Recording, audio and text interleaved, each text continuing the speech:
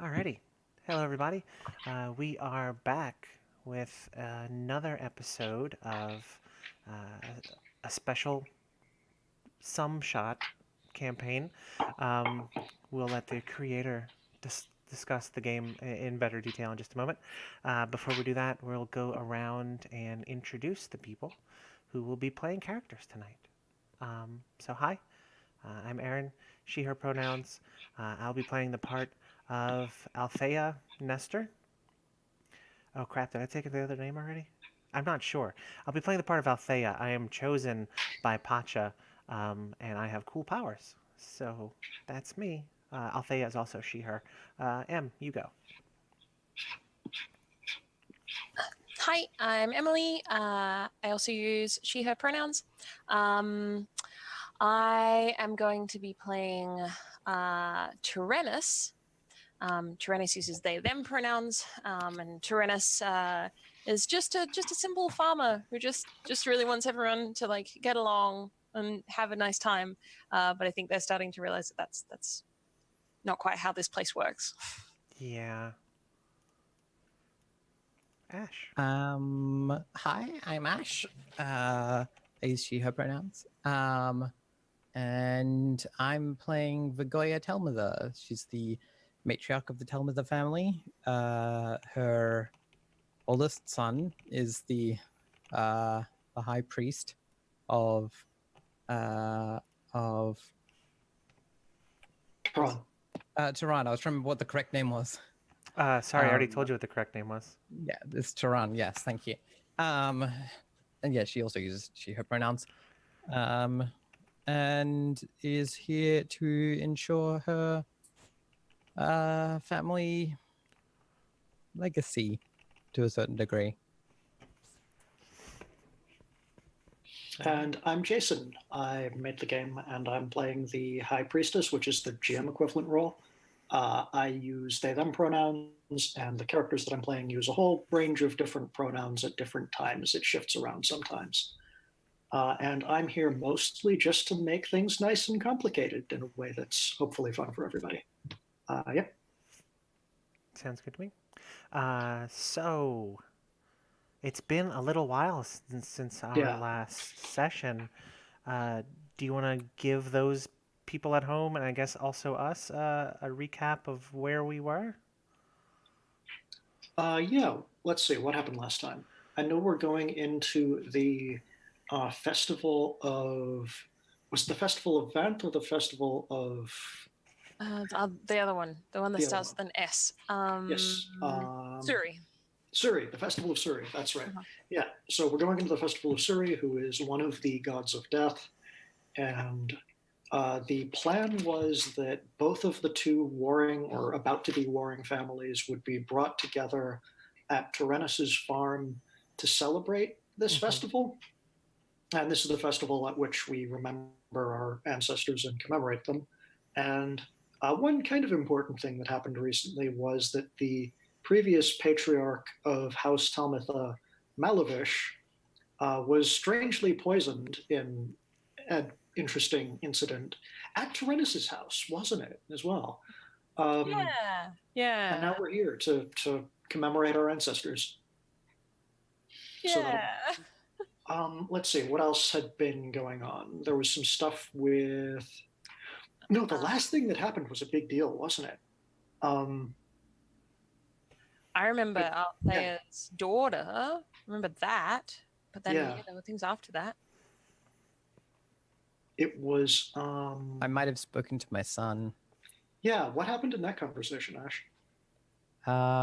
He's going to recognize Althea's divinity. That's right. And ask her to marry him.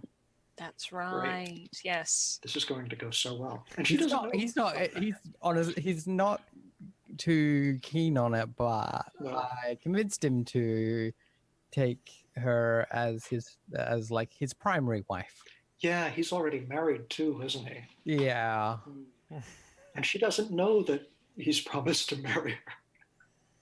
Yeah. That happened. Oh, that happened. Damn, Ash.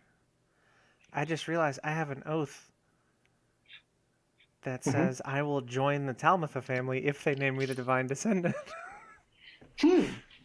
That works out. I guess that's okay then, right? Yeah. It all This works out kangaroo. in the end. Mhm. I know how to play these games. Yeah, yeah. It's remind us what happened to your other kid though. My other kid, my Which one? my oldest daughter, Yeah. the one that is serving the death god now.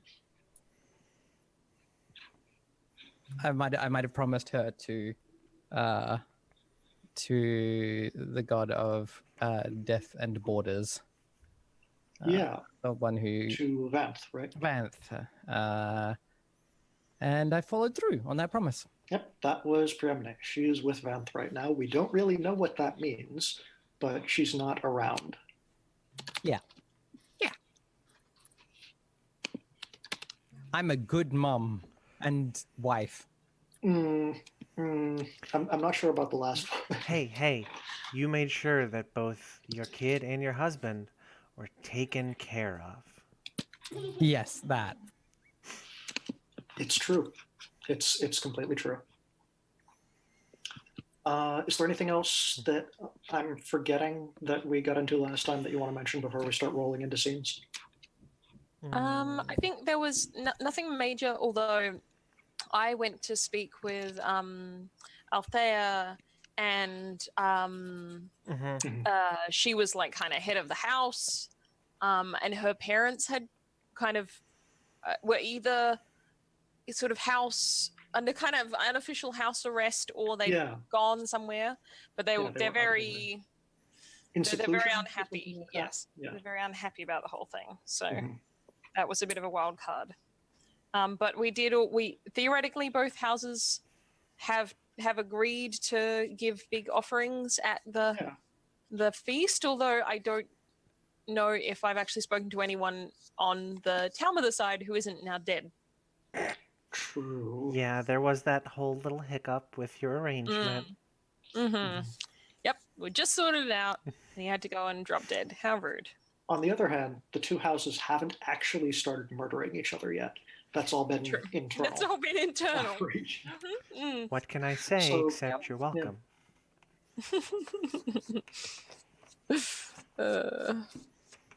So, with all that, do we want to start off with a scene? Oh, wait, actually, before we do that, I want to introduce a slightly new thing that wasn't in the rules previously that I think is going to be necessary. Okay. Which is that when we're going into the final session of the game, we say so explicitly at the start of that session. And that means that we all know that it's going to end after this. We're not going to have another session following after this one. And if we do, we'll be starting that pretty much as if it was a whole new campaign, like making new characters from scratch, making new decisions about the world, things Gotcha. like that. And that also means that for this session, the gods aren't accepting oaths anymore. You've got to 'Cause you deal don't with have the ones you time have. to. Gotcha. Okay. Yeah. So no like free oaths during the last session. Damn. And also, if characters don't fulfill the desires that they have that we decided at the start of the game during this session, that desire will never be fulfilled. Okay. Which doesn't mean you lose the game. Just we're going to talk about how you feel about that situation when the game's over. So, like, that's something that your character just Yep. never resolves. It either happens or it's off the table. Yeah. Yep, got it. Great. And with that out of the way, I think we're ready to move on to a scene. If anyone has an idea for how and where they want to start. Woof. No pressure. But we can also like talk about generally where we want things to be before we start picking specific people out for who's going first, who's taking responsibility for introducing everything. I think I would be interested in having a scene wherein I go and visit Vagoya, because I haven't seen Vagoya since all of everything went down with Malovich, Yeah. and I want to check that she's okay, or help her because she's probably not okay. And I also need to speak to her about the promise that Malavich made to give the offering. And this would be like one of the last things to happen before the festival actually Yeah, starts yeah. properly. Yeah, I would think so. Great. I guess if Ash is down, we can start with that one. But right before we do, could you remind us what Tyrannis's desires are, just so we know Yeah. like what's at stake for this session? Yeah. So the two desires that I have are: I want to create the peaceful Eden I always dreamed of for future generations. So I'm at the moment I'm taking that to mean like if the two families kind of re-find their peace and we can all kind of get on with our lives, then like I feel like that's going to be good. And if it doesn't ever become, a peaceful Eden, that's okay. But just sort of working some way toward that is what I want. The other desire I have is I want to see my wife one more time and ask her or tell her what I was never able to say. Great. The two things that will never happen if they don't happen this session. Mm-hmm. Yep. Oh, geez. So this is the last thing. So the day before, or maybe even the day the festival starts. Yeah, I think I'd try to do it the day before if there was time, because presumably, if Vigoya agrees, they'll still need time to like collect the offering, like prepare that. So what? So a few days before, or yeah, even just it's coming up the day before. quickly, Yeah, I think it's coming up quickly. So let's say I really only get like a chance to do it the day before. The day before arriving early morning, maybe. Yeah. Okay. Yeah. Let's go with that. So visiting Vigoya, and how's House Telmatha? What's House Telmatha like right now, Ash, with all this stuff that's been going on? Kind of filled with like an energy of like a kind of, there's a kind of restlessness because there's all this like energy of change and like we have to deal with this and that and all these sorts of things, but like at the same time a lot of things are staying the same in a certain way. That is kind of confusing for it. Actually, I have a question, and this is up to Vigoya, but I think actually I would ask to meet Vigoya at the temple. Right, the temple. Yeah, where we saw you go and you met with. Yeah, which is in that like house grounds, but like off to one corner. Sure. Yep. Yeah, I think that's where I would ask, because I think that's where we would usually see each other. Yep. So yeah, Vigoya has like had the area prepared with like probably with like fruits and wine. And yeah, I think she sits on the like the bed area, waiting patiently for you to arrive. Okay. Yeah. Yeah. So when they get there, they knock politely and sort of do all of the appropriate. Yeah, and she like beckons you in. Yeah, things. Now I think at the end of last session also, my character kind of figured out that you were probably responsible for the poisoning, but didn't really say anything about it. So I think there is, and I think again, like they definitely their manner is one of like caution and sympathy, but like they're quite they seem a bit tense. But they come in and kind of like I think they go to like clasp your hands like as a greeting, but like I don't know whether is that something that Vigoya allows, or does she she allows it. Okay. Yeah. And so she kind of like looks up at you slightly like glassy eyed.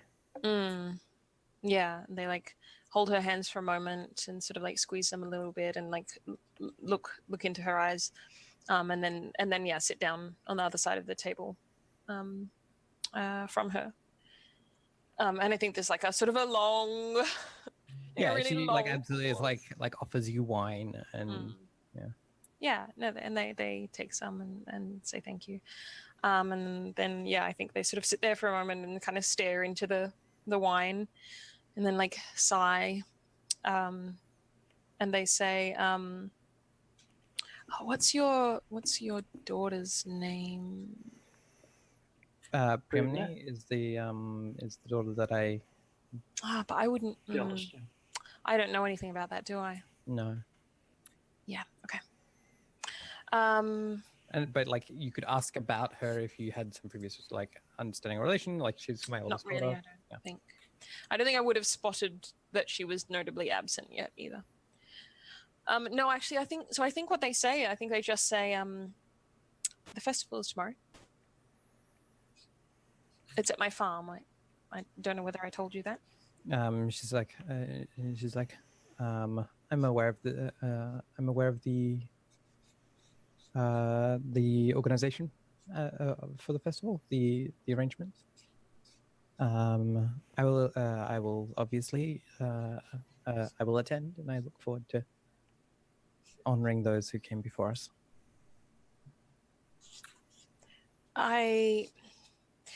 There is something I would I wanted to ask, and I feel well, in light of recent events, I don't want to ask anything of you, but I must.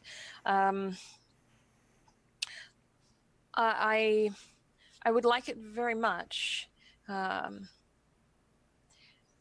if you would consider an offering this year, in addition to the offering that I, as the host, would give. The Nesters have agreed to do the same. We're happy to make a small contribution. Do I get the sense? She's like a symbol of our mutual respect. Yeah, and do I get I get the sense that like we're talking about the same thing, like, or is she being like, yeah, sure, we'll give you one apple, like? She doesn't kind of get that you're asking for a lot, right? Like, she's like, oh yeah, well we'll bring like like. Well, I mean, a single thing, right? I mean, theoretically, that's fine because the promise I made was that I would ensure offerings from both of them, not just me. So, okay, like, yeah. all that's. So I think what I say is I nod and say because Althea promised like quite a good offering, like quite a significant offering, I think. So I think I sort of nod and I say thank you. I appreciate that very much, and I'm sure that Suri will be greatly pleased.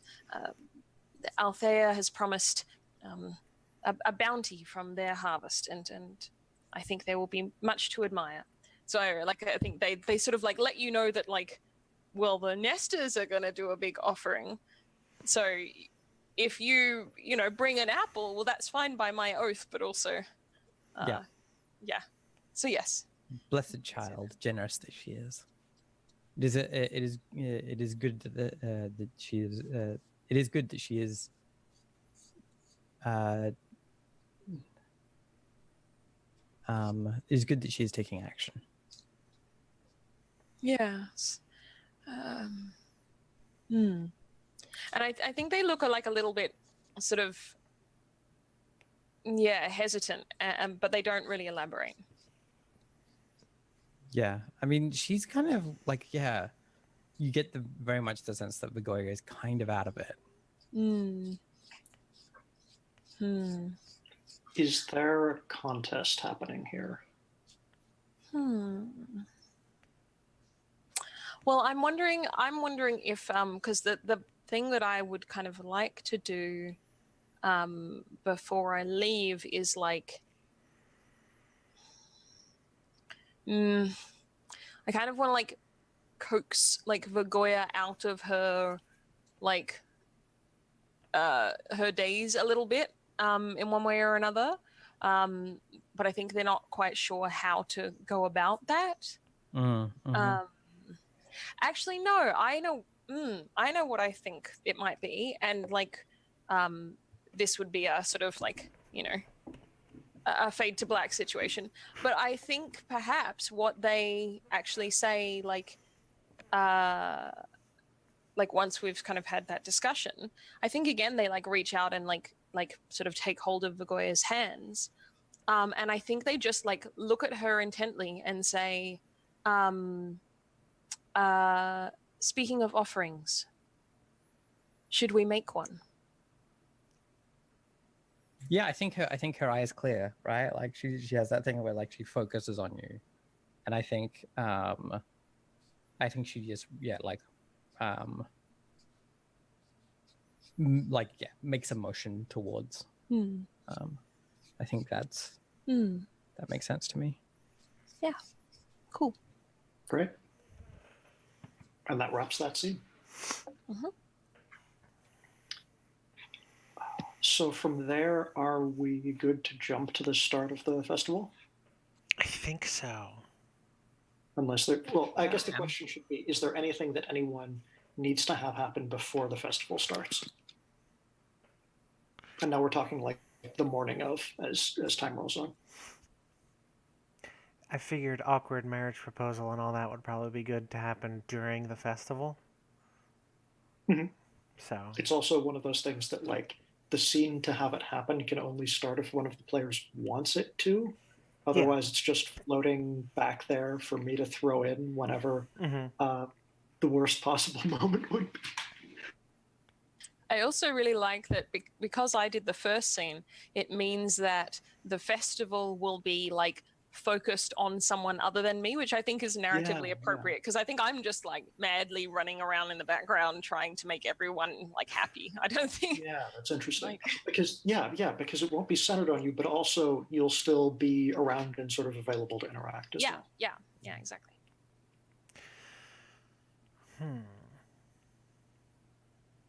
So is this festival taking place during like the day, or is it a nighttime thing, or does it like go on for a while? I envisaged like a twilight thing. Like we would put sort of, like tables out amongst the orchards and hang lights in the trees, and sort of as the sun went down, we'd all kind of feast. That's kind of. I think that's how it would start, but I also see this as like definitely a multi-day event. Sure, yeah. Just roll on and on. Yeah. Sleep and maybe cycle in and out depending. Yep. On just keep eating. Yeah. Yep. I mean, you all have a lot of ancestors, right? So yeah, I think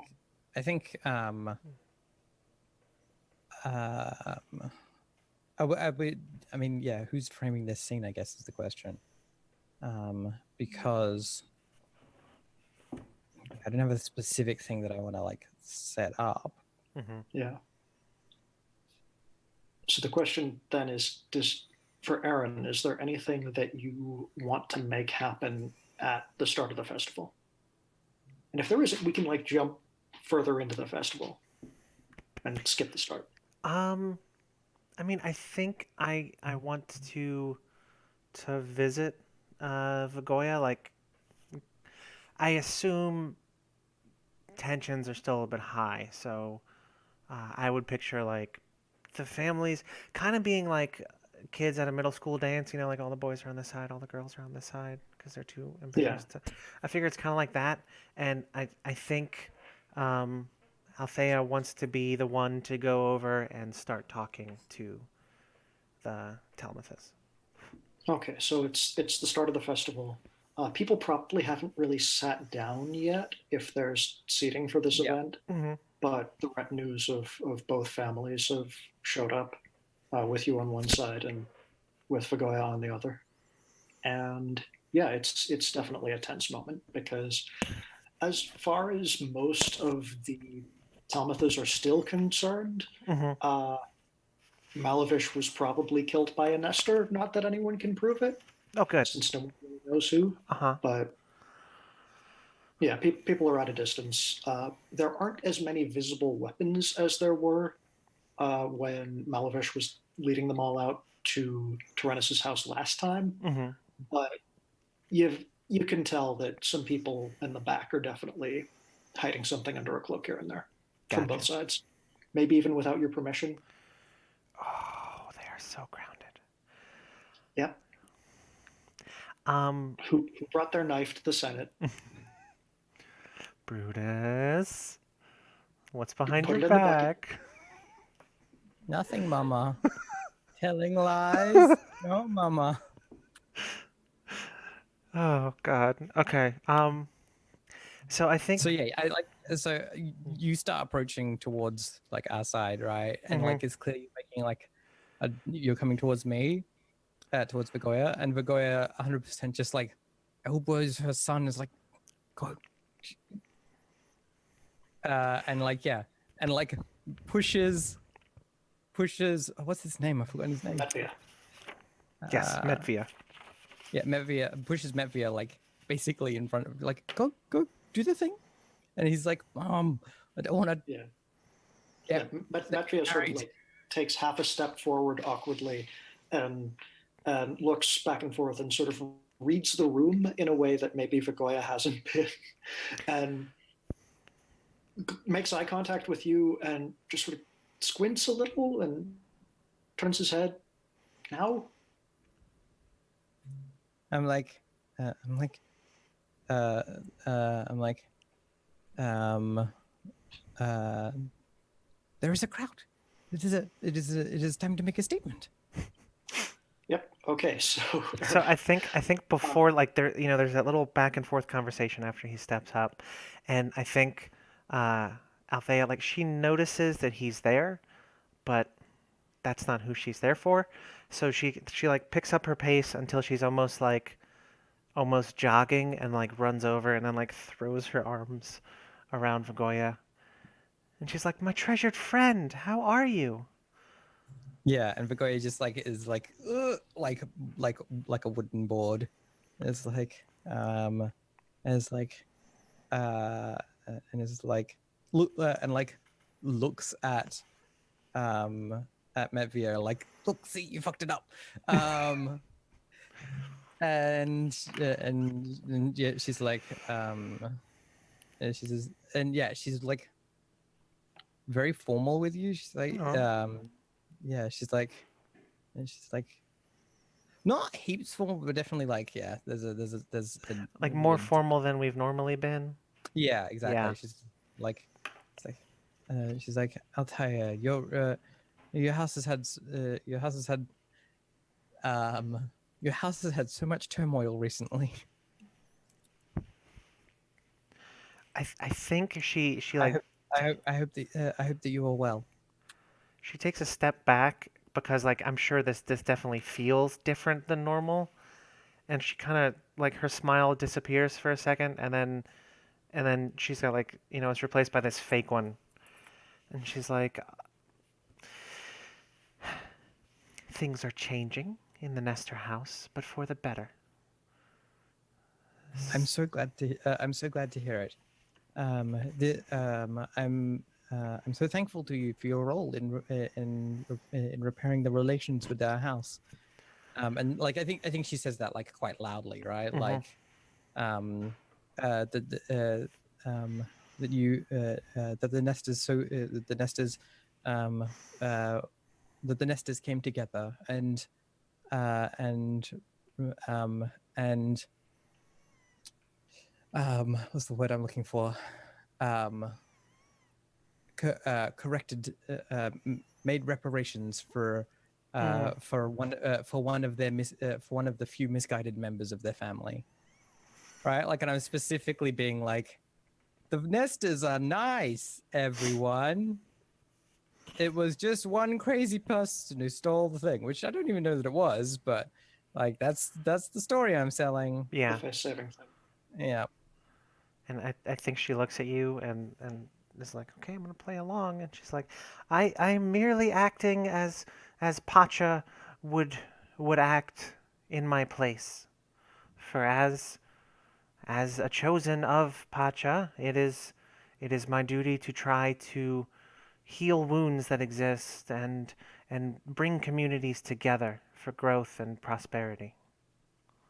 And I think this is the moment that Metvia steps up and sort of with that look of, oh, this is my cue. This is the moment I'm supposed to say. Yeah, because there's Yes. immediately like grumblings amongst like us, amongst the Talmuders of like, not the fucking fucker. Yeah, yeah, and there's sort of like a reacting murmur from the Nestor side that wait, are they still not accepting this? Is this still an issue? But Mephia steps forward and makes eye contact with Althea, and says, "Yes, this is true, very like clearly and loudly, Hmm. and it is a good thing too. And for too long, you have gone unrecognized as the chosen representative of the god." And Aaron, for your knowledge, because I don't think you've met Metvia before, Mm-mm. you're talking to someone who is about like the same height. You met Malavish, right? Yes. Yeah. So this is a man who's about the same height as Malavish, has very similar looking facial features, but a lot more cleanly shaven. Hmm. Uh, Quite long hair, actually, more like his mother's, Okay. and also like very formally dressed and appropriate for the occasion. Earrings as Is well. is he cute? Yeah, I think so. You Okay, can you just checking. can see. So Malavish might have been a more attractive person when he was younger, in Hmm. in Yeah, both the figurative as well as the literal way. Okay. But yeah, yeah, he's definitely he's definitely got that like slightly like more effeminate younger face. oh, definitely. Yeah. Mhm. Okay.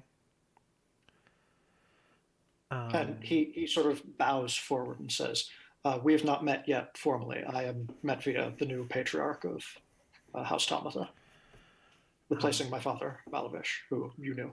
Yeah, she's gonna do like a little bit of a a bow, nod, curtsy thing, Mhm. and say A nerdsy. yes, Oh, a what? a nerdsy. A nerdsy. We punch those around here. Oh, so here that's when you twist. um. So she's gonna bow and say, um, I I thank you for recognizing me for what I am, and I hope that I can work to the betterment of not only our two families, um, but to all around us. And as he straightens back up, you can very clearly hear from somewhere over his shoulder, somewhere in the Tamatha side, you can hear someone grumbling, like quietly enough that no one should have been able to hear it if someone was still talking, but in that just slow moment of silence between one sentence and the next, you definitely hear someone say, Malavish would never have let this happen this way. Yeah, I absolutely like there is a moment of like right like letterboxing and I'm going to attempt to murder a person by staring at them. Well, With the power of your gaze. I mean, like not literally, but like I want them to like very much understand that like A Death they've made a Stare. very big exactly they've made a very big mistake. Mom wants to let you know from across the room that you've pissed her off. It's that look. Yeah, exactly. yeah, so what, you turn around and try to stare down whoever the person was who said it? Try, I do. You do. Okay. Well, it's but the issue is it's not entirely clear exactly who it was. This is someone who In maybe which you haven't. case, I will punish the entire group for the sins of the one. Wonderful. So what are you doing? Yeah, I'm just going to like stare at The entire. just the people in that area, right? Whoever it was, because what should happen, I'm imagining, is that like the ones who it wasn't will wither and the wither away from the one who it was. Yeah, yeah. Um, And I think that happens. The crowd sort of parts just a little bit. People shy backwards, and no one's really willing to take responsibility for having said this. You can pick out one of your younger sons, I think, who we need a name. where's the name thing gone? Craig. It's got a Gotta scroll silent back up through all of TH. these things. But damn it, Craig. Craig's always like this. Say it to my Too many. face, Craig.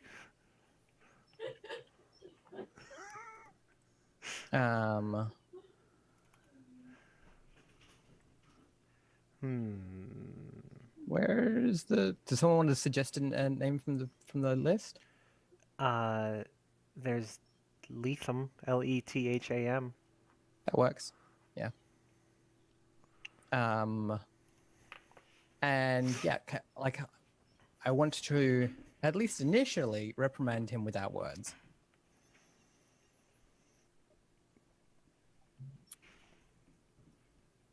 You're muted, Jason. Sorry, he takes the stare. He's the first one to break eye contact, makes eye contact with you, then glances away towards Metvia, and sort of switches from you to Metvia, as if sort of trying to ignore you and shift authority in that direction. Power move, Craig. I'm like in which case I'm just gonna say I'm going to say oh,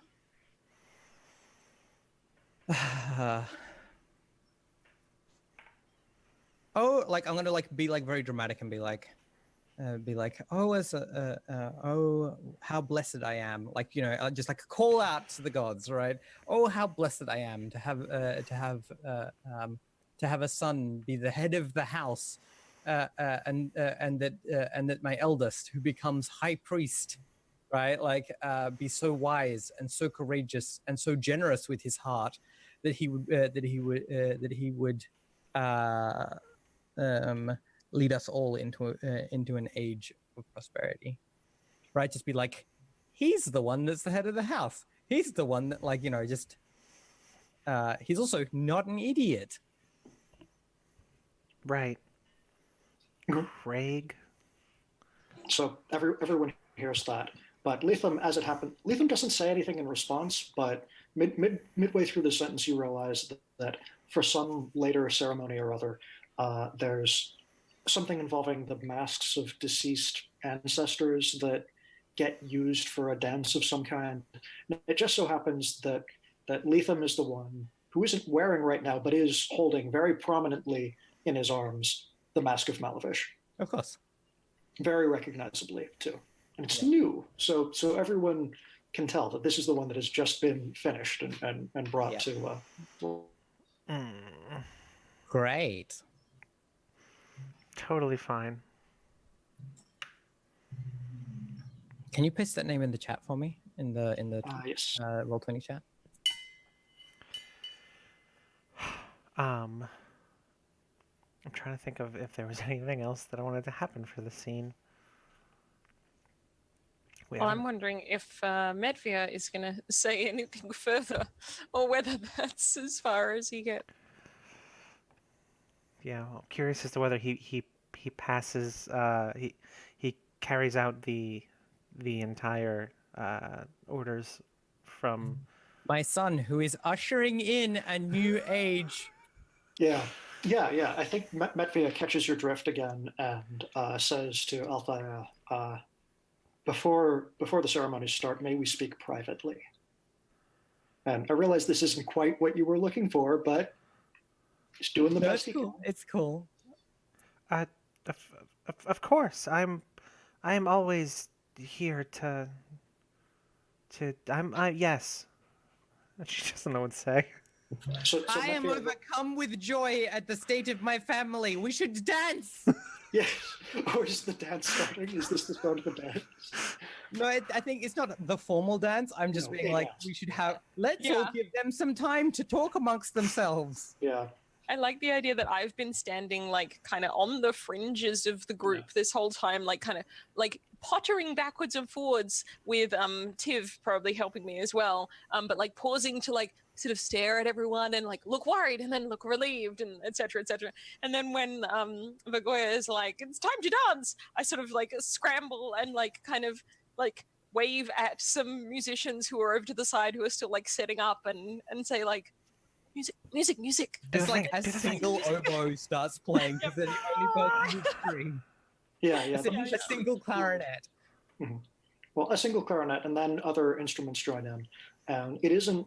It's one of those there isn't a planned song for this. Someone just starts improvising, and other people join in, and it sort of slowly Jazz. builds into something. It's jazzy, but almost like a cross between jazz and Indian classical music in the sense that there are very recognizable patterns to it, but combined in ways that you're not all familiar with as the musicians just sort of blend them together into some greater musical tapestry.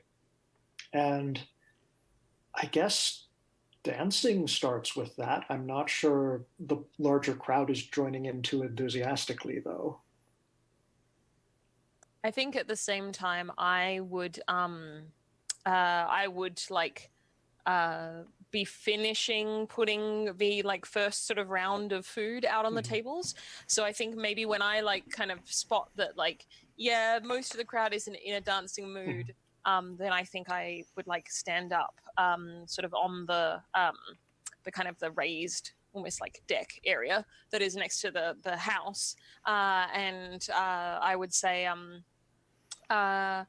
everyone, food is on the tables, please help yourselves, eat, drink, and sort of like gesture over to the tables and hope that those who don't want to dance will at least want to eat or drink. Yeah, Lethem, I think, takes this opportunity to be one of the first ones to head towards the food. But as he goes, he sort of brushes by Metvia, and loudly enough for Althea, at least, to hear, since the two of you are fairly close together right now. He says, "Do you know what happened the last time a patriarch of our house had a drink here?" And then just keeps going on to the food. Wow. But Metvia sort of fair, blinks. fair. Metvia blinks and doesn't immediately respond to that, and sort of offers his arm to dance with you. Of course. And she's gonna take his arm and go. And I think he starts off by just making small talk, introducing himself more thoroughly. Oh, I haven't been in these parts. I was living away in one of the family's other houses. But now that my father has passed, it's my turn to come back and take on the mantle of high priest and patriarch of our house, etc., etc., etc., etc., etc. Here, let me tell you my backstory. Yeah. Tell you my backstory. Exposition dump. He mentions having a wife, but you don't really see her around anywhere, or no one who seems to be quite close with him. He doesn't mention her name. And then he sort of awkwardly falls silent.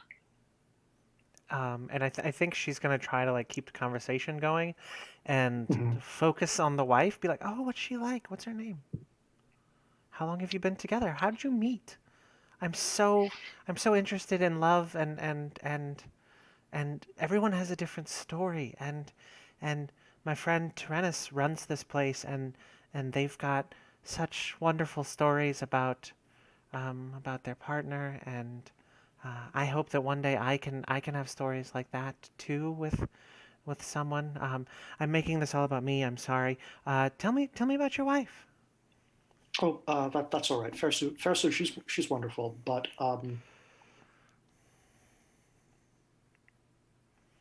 I am seeking another. Do you want me to help you find someone? Is that?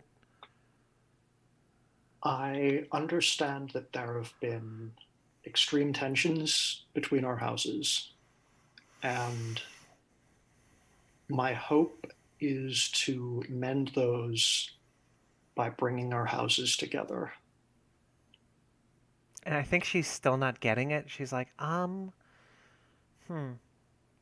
I mean, I've got some younger sisters, and I mean, there's some cousins who are quite the talk of the town. They're they're very beautiful and well behaved, and engaging to Well talk to. behaved. I don't know. I don't know. Wait, They've got all their teeth. So wait, what's a well-behaved nester though? Because like the way the family is, We don't steal usually- trees or. You don't steal trees. No, Okay.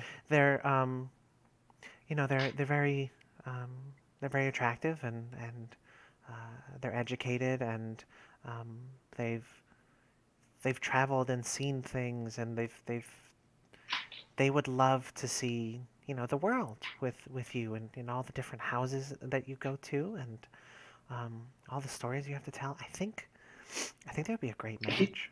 he nods and quite enthusiastically, actually. It's like as if he just sort of wasn't expecting to find the thing that he was looking for, but suddenly had. Here it was. There are my keys. They were on the table the whole time. Yeah, this is great. And then his face sort of sinks a bit, and his brow furrows just a little, and he seems to be thinking about something that was. He seems to be remembering something, and he says, "That's the way political marriages do tend to go, but nothing would bring the houses together quite as quickly as the heads of each one marrying each other." Oh. Yes. Oh. Yeah. Me. You. And he doesn't actually sound all that happy to be saying this, And but you. Who. us, yeah, Yeah, but we just met, and you don't. that's true. You don't seem thrilled. I understand, of course, if you would prefer otherwise. And she kind of thinks back to the oath that she swore, and she Mhm. says, um, I have a question for you. Anything. You have extra wives. Would I be able to have extra partners? Certainly. Well, I mean, my job is to bring people together, and I feel like what you're saying makes sense. He nods. It does make sense. A great deal of sense. Yeah, and and I know you. I mean, you just met me, so you can't love me, but I don't know. Maybe one day that'll change, and you won't have a grumpy face when you think about me. And I think that makes him laugh, and he smiles and um, seems to relax a little bit, but and keeps going on with the dance. Okay. And he says, "This is quite a conversation for two people who've just met each other, isn't it?" It is, and I guess that's one of the weird parts about being the head of a family is you're in interesting situations sometimes. You are. It doesn't sit too well with me, leading a family. I'm very new to it, and it seems to be a lot of stress, especially with my um, extra gifts and duties. But um, where I see a place where I can do good, I try. That's really all we He can do, nods right? and says, don't I don't have the extra gifts as you do, and I was told my whole life that as the eldest son, it would be me. I would be the new Malavish." And he doesn't seem too happy to be saying the new Malavish. Mm. The That's son. absolutely like quoting old Malavish. Like, Oh yeah, Yeah. 100%. You will be the new Malavish. Well, It's definitely something that you've heard Malavish say to Metvia a few yeah. times. Um, If there's one thing I can ask of, I guess, my soon-to-be husband, he maybe nods. maybe you can try being the same Metvia and not the new Malavish? He stops dancing and sort of gets a far off look in his eyes and nods slowly.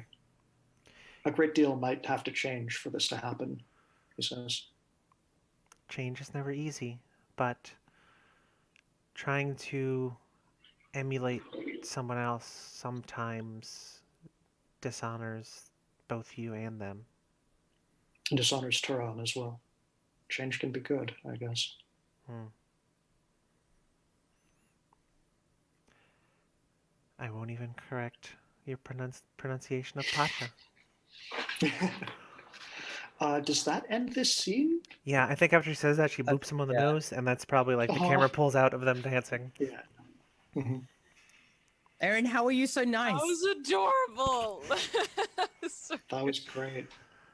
uh, What'd I do? I have a scene with Do it. uh, Yes. well, it's just a small scene, just a window with Tyrannus. Good, good, good. uh-huh. Sure. I pull you Yes. aside, Okay. and I'm like, I'm like literally like holding 5 things at the time, but I like I say, oh yeah, yes, yes, and like kind of I'm still carrying like stuff, probably offerings or like plates of food or whatever. Tyrannus, I have done you a disservice. What? Why? What do you mean? I've brought into this world a fiend who hopes who I believe who I think intends to defame your wonderful who intends to defame your wonderful party with his own selfish intentions. That Lethem, that brat, my tit still hurts. Tit still hurts from him, from his greediness. He's neither he has neither his mother's wit nor no, sorry, he has neither his father's wit or his mother's sense of self-control.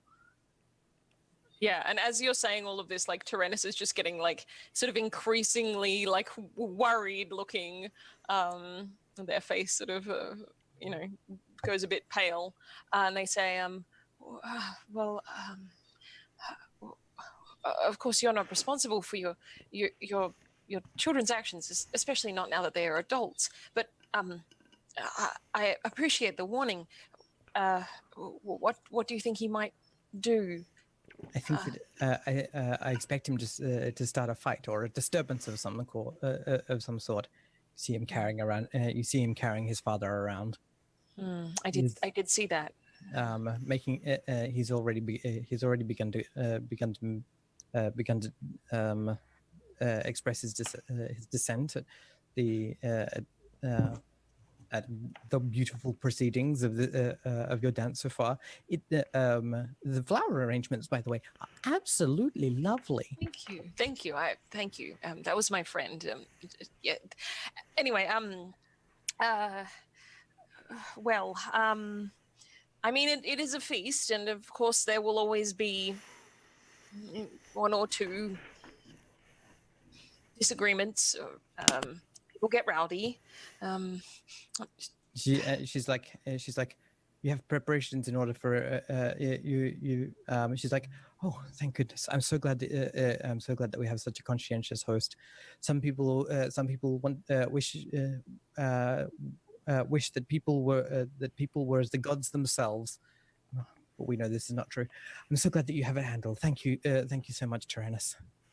And I think they like nod because they do feel like I think this is a thing that they're expecting there to be some amount of tension. Like aside from the fact that the families have had so much trouble, that's just what happens when lots of people get drunk and talk about their dead relatives. So yes, I think to a certain degree, like they sort of like nod and like put a hand on your shoulder and they say, yes, of course. No, I appreciate it, and I'm sure it will be fine. And then I think they say, is there anything you know of that calms him down? And as you say, calms him down, the two of you hear a loud, booming voice from quite a distance across the room saying, "The new me," and then a loud smack as a hand hits Metvia's back. All right. Oh, Yeah. God damn it. Okay, I have an immediate question about the setting. Mhm. How present are the dead usually? Like, is there precedent for like ghost possession and stuff? Because my feeling is yes. I feel like it's a thing that is not unknown, but it's yeah. nice when it doesn't happen. The underworld is a place that if you go by the right route, you can pretty much just walk there. So it's not like people have come back, people have gone there and then come back. There's a two-way transit that there's a god who manages, and actually several of you have interacted with that specific god. So yeah, there's going back and forth. Yeah. And this is the festival for that. Yeah. For invoking the spirits of the departed. Yep. Yes. So I think as I hear that, I kind of freeze up a little bit and I like look at Vigoya and like, what is Vigoya's immediate reaction? Drinking a lot of wine very fast. Just glug, glug, glug, glug, glug. Right. Yeah.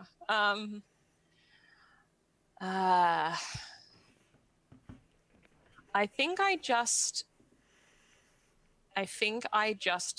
like turn and like I put down the things that I'm holding onto like the nearest table.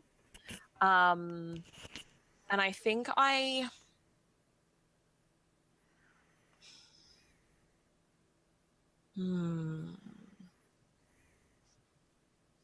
think I prepare myself to do a thing, but I want to like wait a moment and see like whether any like the booming voice says anything else, B, what the general reaction of the room is. Like if it's, if sort of the people nearest pay attention but everyone else is too busy dancing, that's fine. But if like everything stops to look, then I'll... Right.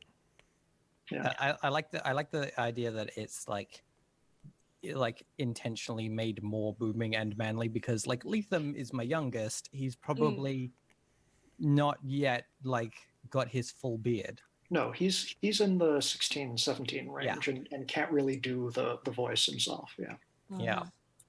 Yeah. So he's putting on an older man's voice. No, he's well, I mean, I'm assuming that he's just literally being possessed by a ghost. I don't know. Like yeah. What you doing? But yeah, in general, life in the room is going on. The music hasn't stopped. People are still dancing. People are still talking. Okay.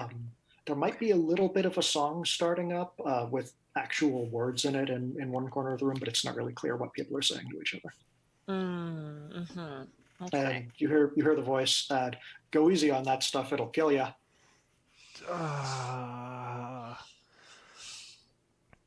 want to slap this guy. Jesus. It's Malavish, right? Yeah. I know you all missed him. It's Malavish with jokes, which is somehow worse. Right. Yep. What? Priamni is not doing her job. Look, I don't know. You didn't get to dictate specifically what her job was. No, I know. I'm just. Look, I'm just. Yeah. So are either of you interacting with this situation at all, or are you just letting whatever happens happen? Oh, I'm disappearing. I'm I'm gone. Yeah. Like, as in, like, leaving, or you're just, like, going to somewhere else in, like, because the party is large. Oh, yeah, I'm just not being in the room. Yeah. So we're following you, Ash, because this was the scene that you started. So is there a particular room you're heading to? No, or... actually. So I turn around.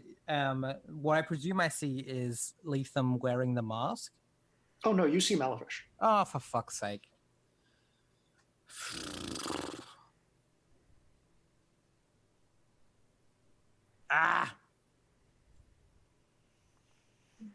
Then I'm out. I'm gonna bail on that, because I think actually, I think when you begin to turn to leave, I think I like grab hold of your arm. Okay. And I think I say, like, to the back of you, very quietly, just loud enough so that you can hear, this is a time to encounter our dead. And I'm like, yeah, and I'm definitely like, And I think I say, like, unless you sort of immediately speak, I think I say, let me just check. So I want to reference a thing specifically. I think I say, yeah. And I think, like, Tyrannus is speaking and moving more, like, still quietly and gently, but with more like strength than they usually would behave. And I think they say, Suri brings nightmares as well as good dreams. They just ask that we look. Okay. I weep for joy, and I throw myself on on the floor before my beloved husband. And I say to him, I say to him,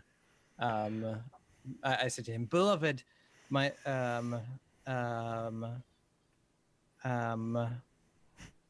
you I have been like, and I'm being genuine to a certain degree. Like, I'm like,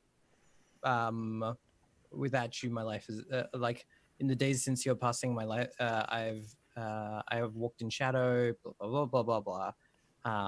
And I'm like, now that you return, and now you return to me on this beautiful occasion. I think I said to him, like, will you not take me with you? As like, yeah. Yeah, his face turns towards you and he says, "You could have just gotten another, you know." And she's what like, I would understand his implication. Mhm. What is it that I could have got another husband? Yeah. He's also, there's sort of like this double implication going on where first he's implying that you could have remarried, but also he's implying that you could have just married someone else in the first place. Mm.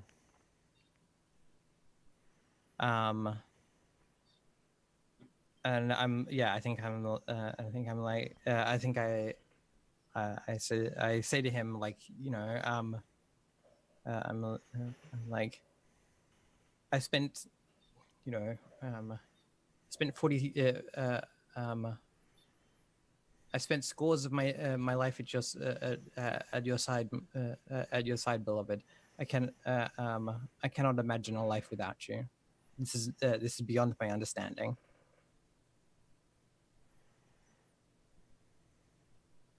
He shrugs. I couldn't imagine life without me either. Yeah, and I'm like, oh, so, and I'm, yeah, fucking hell.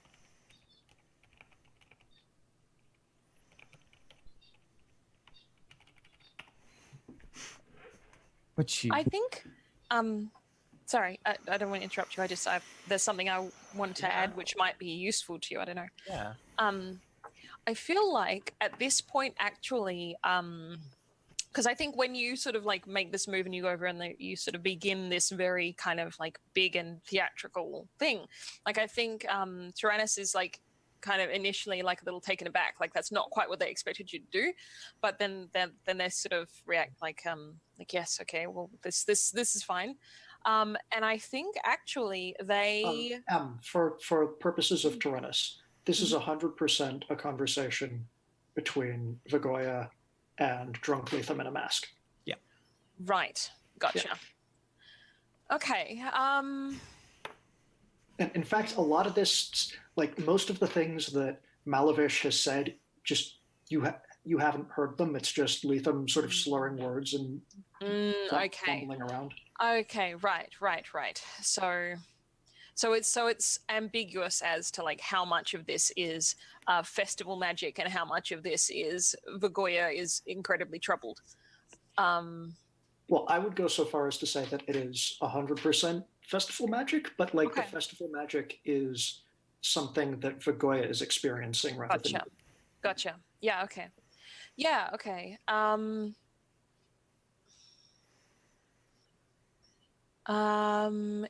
In how does Vigoya like look at this moment? Does she seem like she's still kind of holding it together, or is she like becoming very like upset or overwhelmed? Like, what is the read that I'm getting? I think she's like, I think she's definitely like, yeah, on her way to upset or overwhelmed. Mm-hmm. Like she is not come to terms with what's happened. Mm-hmm. She like her like the like the prescience that like the presence, her not being all fucked up and out of it, that you managed to like summon in her is at risk, right? Like Yes, exactly. because Yeah. it entirely is reliant on her focusing on the future rather than the past. Yeah. So I think because I realized actually during this scene that I did have an oath which I don't have written down anymore, and I don't know if that's because I like resolved it or whether I didn't write it down. But the oath was like that I was going to save Vigoya from herself, effectively, which I feel was part of the last scene. But I think like that's still something that I like is something I'm conscious of. So I think I take the plate of food that I'm carrying. It's definitely food, it's not wine. I take the plate of food that I'm carrying, and I think I like wander over there, like via some other people to like, offer some other people some food, and I kind of come up, and I think I put on my very best, like humble, happy farmer voice, and I pat Lethem on the arm. I like just sort of like enter the scene and kind of like pat him and say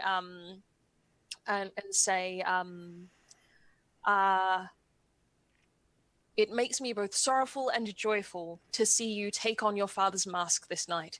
It is a very sacred duty, and we appreciate it. Yeah, I think when you touch Lethem, he sort of starts, and it takes him a second to find you with the eye holes of the mask, and then he sort of nods through it and sort of tilts it up and off his face and sets it on top of his head. It says it's all just so sudden, you know. It's one day he was here and he like points at the spot in the room where Malavish was, and then he points towards the door, and a second later he's right there on his face and shakes his head, and then points at the dish on your head. These are really, really good, by the way. Like, did you make these? These are, what's in them? It takes him a lot longer than it took me to say that. Yeah, exactly. Yes, and I think like Tyrannus kind of like nods throughout all of that, and like is trying to sort of make very like focused eye contact with him, like both to show like I'm really listening to you, quite drunk person, and also to like keep his attention on me so that like Vigoya can have a moment to like recover. And I think they sort of they like kind of nod and look sadly also to like the place where Malavish like fell and died, and I think and then they sort of smile as he like comments on the food, and I think it's like little stuffed capsicums or something like that. And and so they smile and they say, my friend Tiv, she's a very good cook. Really? I will give her your compliments. Good shit. Sorry, I don't, it's, he shoves one into his mouth. Yeah. And Vigoya, you see Malavish pick up one of these from the dish that Tyrannus is holding in front of him.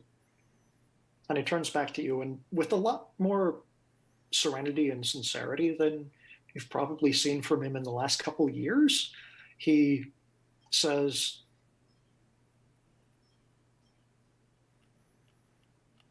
one moment I'm here, takes a bite, And then he shrugs.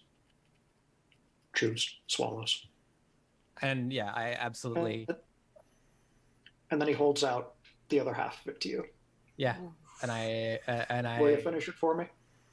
yeah, and I take it and I say and say like a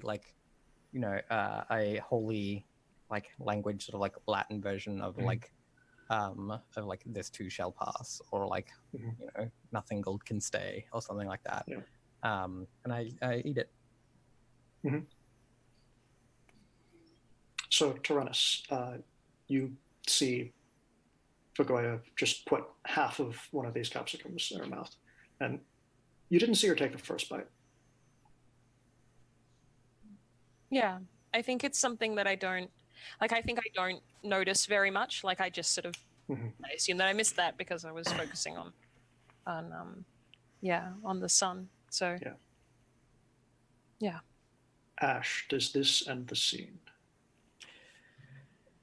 Yes, it does. I think we're about on time for a break as well. Okay. Sounds good. Stay tuned, everybody. We will be back. Sorry, G's words. Okay.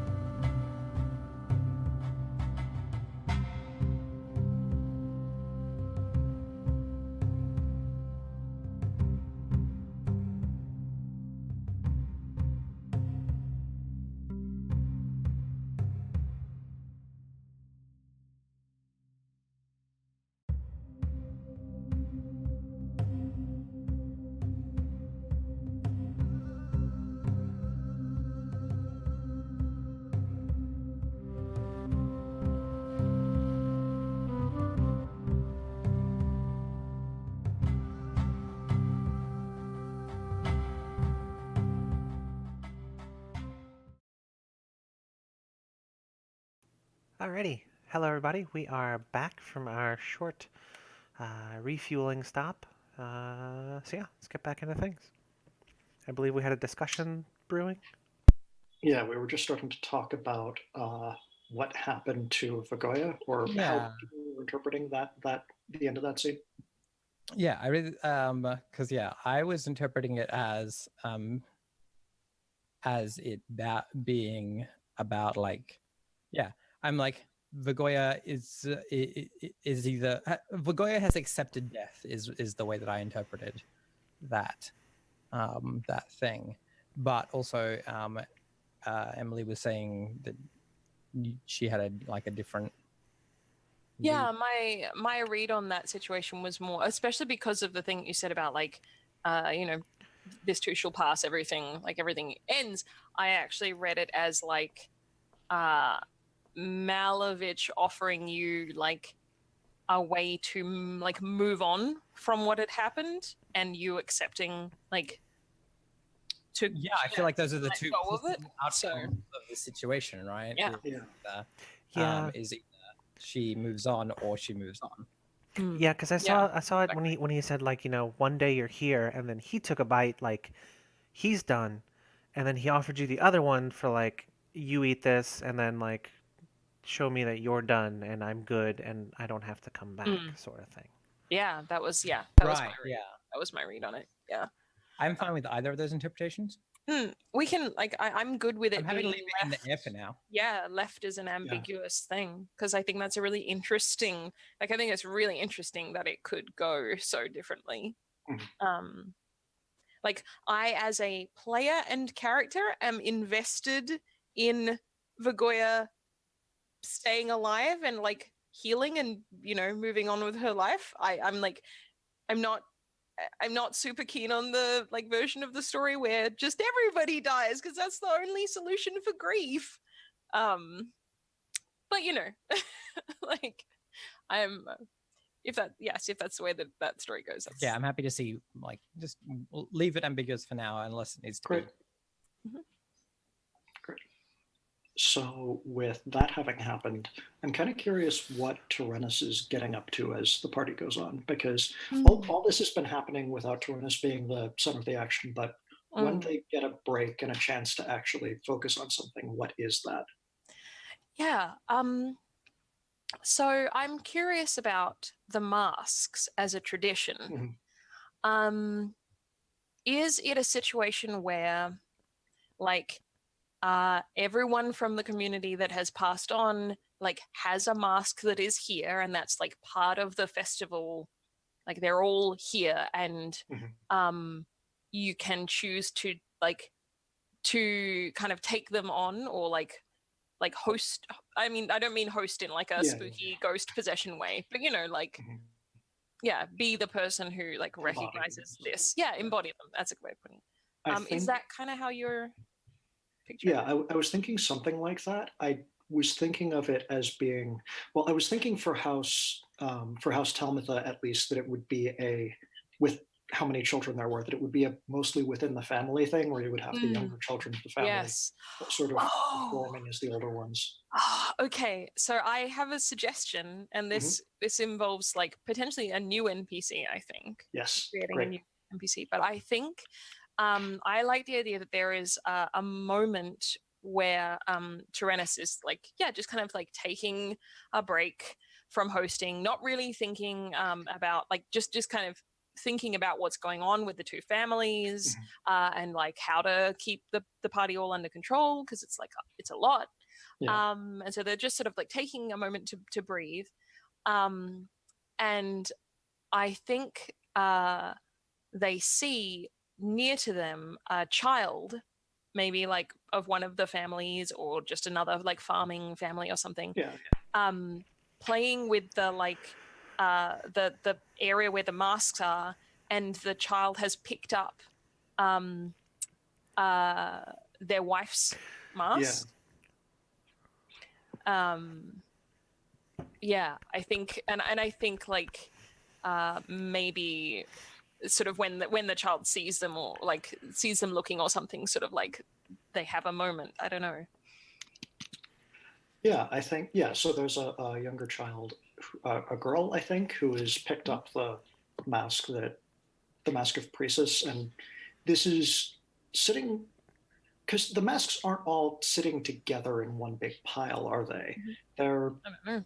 Mm. this is no, this is one that would have been, I imagine, like hanging on the wall of Mm. your house. Mm. Mm. Mm. And so the Yeah. fact that she's actually lifted it off of the wall is Yeah. maybe something she wasn't supposed to do. I'm not sure what Tyrannus's preferences for that were. Yeah. Yeah. No, I mean, I think it's not like a thing that's forbidden. Yeah, Um, but I think when she takes it off the wall, there's like a clear like dust mark. Like it's immediately yeah, obvious that it hasn't been removed maybe for several years. yeah. Like it probably was not like it was not used in the last festival. Which also means that it's been hanging on the wall of this room for the entire game. Oh yeah. Yeah, And true. every scene that's Just like happened in this room, watching everything. we've Oh had god, you're the right. face of Priestess right there over someone's shoulder. Right. That's so Yeah. true. Mhm. Oh gosh, I like that. Yeah. Yeah. Yeah.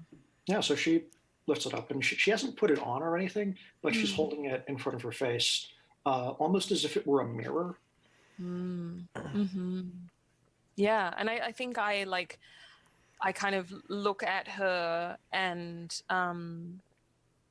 yeah, and just sort of get kind of yeah, like my eyes go a bit wide, and I just kind of like stare at her, like I just get completely like lost for a moment, and I'm just like yeah, staring at her, looking at this mask, and presumably at some point she notices me.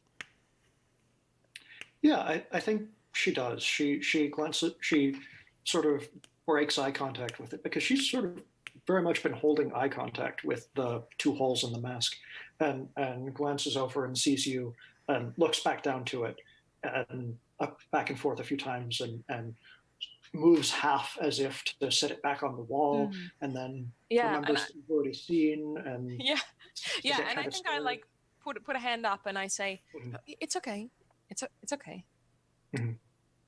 You want to, um, do you want to wear it?" She looks down and says, it's not mine." No, but that's okay if you want to. I give you permission. She nods and turns to you and says, "Will you help?" And yeah, and I think I nod, and like it's totally the like the thing of when an adult is having like way too many feelings, but they can't possibly explain them to this kid. So like but another adult would see on Tyrannus's face that like they are just sort of like holding back some really unexpected tears. Is there anyone else around in this particular corner? Because I Hmm. imagine the mask would be in a fairly prominent place. Yeah, I mean, I think there are probably other like Tiv. I imagine is somewhere nearby. Yeah, I think Tiv's been trying to hang out with you or trying to get your attention throughout the night. So. Yeah. Um, yeah, I think there are like a lot of people near, but like most people nearby are kind of like engaged in enthusiastic conversation or filling themselves with wine or whatever. And yeah, so I think I walk over and or I stand up and like help her to like put the mask on, and as I I'm tying the sort of ribbons at the back or whatever. And it leaves dust on your fingers as you do this as well. Yeah. Oof, yeah. Yeah, and as I'm tying them, I sort of like have this moment of like seeing this tiny little like kid with this sort of mask and like kind of start like really like kind of blinking, and like I'm kind of like rubbing my eyes a bit, and like and I do this bow and sort of like kind of pat her awkwardly and I say, "It looks lovely." She sort of looks around and touches the side of the mask, and you can tell that she isn't really used to trying to look through it at this point yet, and maybe the eye holes are not quite set at exactly and it's kind of adorable, and I think I laugh a little bit, and I sort of like kind of do this like, oh, up here. And she kind of starts a little and laughs and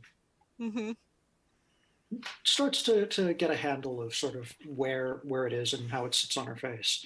And of course, all through this time, you're not just looking at a child playing with a new toy that she's just been allowed to touch. You also have your deceased wife's face staring at you, and it's not a perfect likeness. It's just a little bit of a caricature, but her features are very clear, and it it symbolizes all of the things that are in your memory of her face, the shape of her eyebrows, the shape of her nose and lips, and so on. Yeah. I think if Tiv is nearby, at this moment, I think I would kind of get hold of her. Yeah. She's around. She's actually, I think she walks up to you and just sort of touches your shoulder and leans over and says, "Is this okay?" Yeah, and I nod and I say, "Yeah, yes, no, I said she could wear it. Yeah." Okay, just making sure you're all right. Yeah.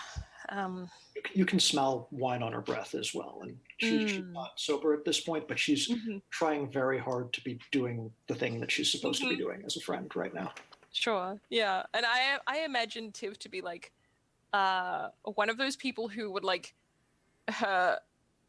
who would like hold her wine very well and still be like a very functioning person for a very long time. Yeah, she definitely parties hard, but she's also the one to keep an eye out on her friends. Like she's one of those people who would love to not have to be the designated driver all the time if designated driving she's very lucky to live in a time where people go home on horses and horses don't drink. Yes. Yes. Yeah, and I think there's sort of a moment and I say, "Oh, I'm sorry. Is it all right with you?" And I kind of like give her like a significant look of like, "Are you okay with this kid wearing your dead sister's face? Because I didn't even like think to ask you." Yeah. And she sort of nods at first as at sort of like the reflexive, "Oh, is it okay if I such and such?" And she's like, "Yeah, it's okay." And then she actually looks down at the girl and sort of pats you on the shoulder and comes back up and makes eye contact again and says, I'm gonna have I'm water, I think, for a bit." And she goes and sits down on the other side of the room. And it's that sort of, this is something that I don't want to intervene in at all, but I need to settle with it. Yeah. But she exits the conversation distinctly. Yeah. I think there is not necessarily anything else that I want to like say to the girl. Like I imagine that this kid is now like, now engaged in the act of playing. But she's listening to the music and showing some other girls who she knows. Like, do you recognize me? Yeah, of course. Yeah, and I think maybe the sort of last thing for that scene would be that maybe we get like a or depending on what we want to do. But yeah, I think I maybe we see a moment of Tyrannus like looking toward. I think there's like a shrine area set up a little away from like the main activity of the party in kind of like a quiet part of the orchard. Where people can go and like have a quiet like praying and things like that. And I kind of like look over there with intent. But like whether or not that's okay. Yeah, you can see a person there. It's a bit far off from here, I think. Like there's a pathway through the orchard and it's some of the way up the hill kind of thing. But it's quite well lit and you can see that there's a person sitting there. As if sitting on a bench in the park waiting for someone, not as if kneeling in prayer. Not as if praying. Okay.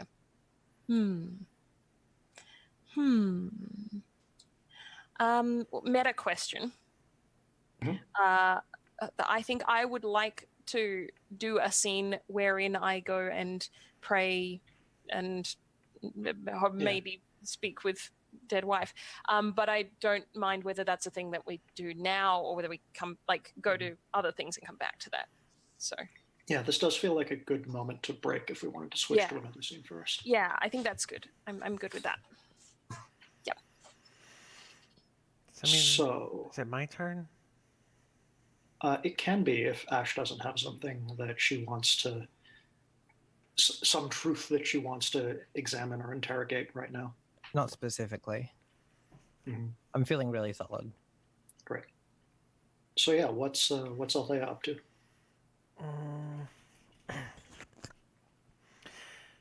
So okay, each family keeps like the masks of their dead at their house, right? Normally, yeah. I Okay. mean, through the year, it doesn't always stay at Tyrannus' Right. place. So what happens if a family if a family dies out? What happens to the Is there a table of like so those still have like a spot but like nobody really ever like touches those? Cuz I was thinking I want Althea to pick one of those up so like that person isn't forgotten. I And almost don't think anyone would keep them. Or no, I do know what would happen. They would be offered to the Temple of Suri, most likely. that makes sense. Yeah, which means that they would have been brought here, presumably. I Some mean, of them might have been. would they Yeah. be brought here, or would they be because the No, I guess they story is wouldn't have. really far away? It is quite far Yeah. away. Yeah. So they wouldn't have been brought here, and they wouldn't be here. I think you might see someone there might be people wearing them around, Mhm. but you wouldn't recognize them by definition. Yeah, that's totally fine. I didn't know what would happen to those and Yeah. I felt sad about the possibility of those masks Oh, not yeah. being worn. Um, so yeah, I think she'll just maybe find one that hasn't been chosen by anybody yet, and Yeah. um, maybe look it over, kind of get a feel for what the person looked like, and I'm sure there's got like a name and a birth and death date and all, maybe that on the inside maybe, but um, Yeah. yeah, she's gonna put it on and then go tell Vagoya the news. While wearing this mask of someone who you don't recognize? Yeah. So the question is then, and this isn't really a question for you, but whose mask is it who you just happened to pick up? Is there? Well, no. Actually, tell us what drew you to it. This particular one, because it's not the only one that wasn't being worn. Yeah. So the cool thing about this one was, like the ribbon was extra long, and when I was looking at it, it looks like the ribbon's supposed to also go around the front over your eyes because it's got eyes painted on it that look like the person's eyes. And they Yeah. had these like it's like a black ribbon, and they had these really like piercing blue eyes, and it had the skin color right there. So like, you tie it behind, and then you wrap it around, and I think the ribbon's still like thin enough to where you can see through it, but it does like a whole face thing, and she was Yeah. super into that. Yeah. she Okay. wouldn't be So able to see my you're eyes. going over to Vagoya while wearing this mask. Yeah. And Ash, I think this isn't a mask of Kalu. No, sorry, not Kalu. What was the Priamne? This isn't Priamne's mask, Oh no. but this is the mask of someone who had the same religious role that you hope that Priamne has right now, as a priestess of Vanth. Yeah. Of course. And some random great aunt in your family, I think. Cool. So yeah, someone comes up wearing that mask. Mm-hmm. And I think you would definitely recognize Althea. There isn't. I mean, yeah, I know what she's wearing and stuff. Yeah, I bow courteously, like playing along. Mm-hmm. Yeah. and um, I ask, um, and I say, you're very swift in your duties. And I. Come to collect me. She tilts her head to the side, and she said, I've come with news." And I'm like, yeah, and I'm like, uh, yeah, I'm kind of, like, and then I'm like, news? Tell then. I'm going to be your daughter? Yeah, and I think I'm like, I like look around, like being like, you, like, I'm like, yeah, and I'm like, it will be very strange to have my great aunt as my daughter. Oh, sorry. And like she unties it and then puts like Yeah. lifts it and puts it on her head. She goes, "No, it's me, Althea." And she does it like And after I'm she like, has her mask and off I'm and like, it's obviously her. Althea! "It's you know, me." And then she comes over to give you a hug. yeah, and I'm like, and I like, yeah, and I pull you in close, and I'm like, Althea, my daughter, I'm so pleased. I'm sure that you'll, and she's like, this is everything I could have hoped for. I'm sure that you'll make my son a very happy man. Hopefully. I mean, we did just meet, so there's that whole having to know each other at some point that we have to get through, but I've known you both since you I've known both of you since you were children, and you are the best of people. My son is one of the most honorable and hardworking men that I've ever witnessed. You will find uh, no more no more beautiful companion.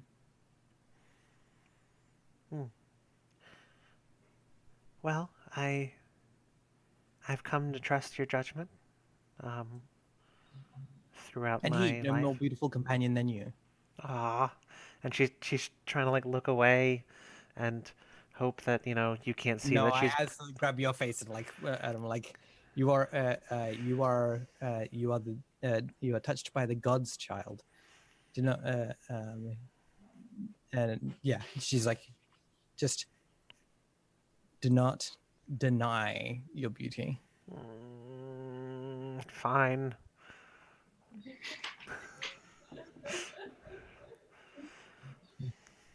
Yeah, the guy A is little like, girl wearing a mask of some good-looking woman you don't recognize just runs past.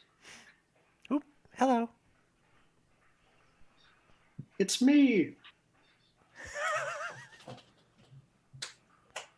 Oh yes, it is.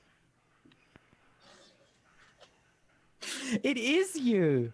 My, you're so beautiful and dead. How did you walk back from the other world with such small, dainty legs? She waves her arm over her shoulder. Vanth took me. I'm like, did he clasp you in his claws and beat his mighty wings?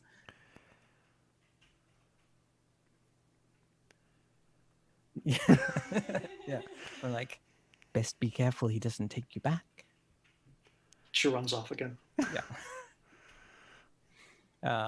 That child was adorable. I'm like, don't worry. You will. Don't worry. You'll get to when you're a mother. You will understand the duality of beautiful and terrible. The place where she was waving her arm over her shoulder was in the general direction of the front door. Primne is standing there. Fuck me. Uh-huh. Yeah, I go quiet and I'm like, and yeah, I go quiet and look over there. am I missing something? Well, would you know Priamne? I guess you probably would because you've been around the Tamatha house a few times, right? Yeah, I mean, it's probably Yeah. probably one of those things where like we know each other in passing. Like, oh, we Yeah. were in Yeah, a yeah. different grade in school, but we saw each other in the Mhm. hallway. Yeah, you recognize Priamne. One. Well, no, she's Vagoya's eldest daughter, so she's probably about your age, Oh, okay. plus so a year Yeah. or So two. yeah, Yeah. and like she wouldn't have gone off to start a family. Like Yeah. so. Hey, it's Um. it's Bree. I haven't seen her in Yeah, a she just sort of while. waves, walks up. Oh, of course, Nothing. because Nothing. like no one knows she's like gone. Fuck. Yep. She's dressed not in a way that you've seen around too much. I guess like for us, the cultural equivalent would be sort of like a nun, I guess. Mm-hmm. But in practice, that just means like a slightly different or older fashioned shape of dress Mm-hmm. and less fancy cloak over the shoulder kind of thing. Uh, Not embroidered, just a solid dark color. But the jewelry is quite nice still. She's still wearing jewelry. A kind you haven't seen before, probably. Yeah, and I look up to her and I'm like, yeah, I kind of like smile, but like sadly, and ask her if she's. I'm like, you here? Are you here to be with us or to carry out duties? Oh, I'm here for the festival. It's for the family, isn't it? And I'm like, I'm like, of course. And I'm like, you look hungry. Eat. And like, like, start passing her food because She takes what specifically is on the table in this area? M. I think M would know. Like, what else have you been serving aside from that? Yeah, I think there's like a lot of fresh fruit and things like that. There are like big platters of fresh Yeah. fruit, and there would be Some of like which bread was the and cheese. offering, right? Yes, I Yeah, think the yeah. offerings have been like separated, and I Yeah. think they're up on like their own kind of special table. yeah, the and they're offerings all would be very, grain. like Yeah. would be grain. Okay, yeah. So yeah, and I think they're all kind of like displayed in this very like beautiful way. Someone has put a lot of time into like setting up the offerings on their own table. Mhm. So she takes like a piece of kind of a round sweet bread off the table and looks at it and says, "Oh no, if I take a bite, then maybe I won't be able to go back to work."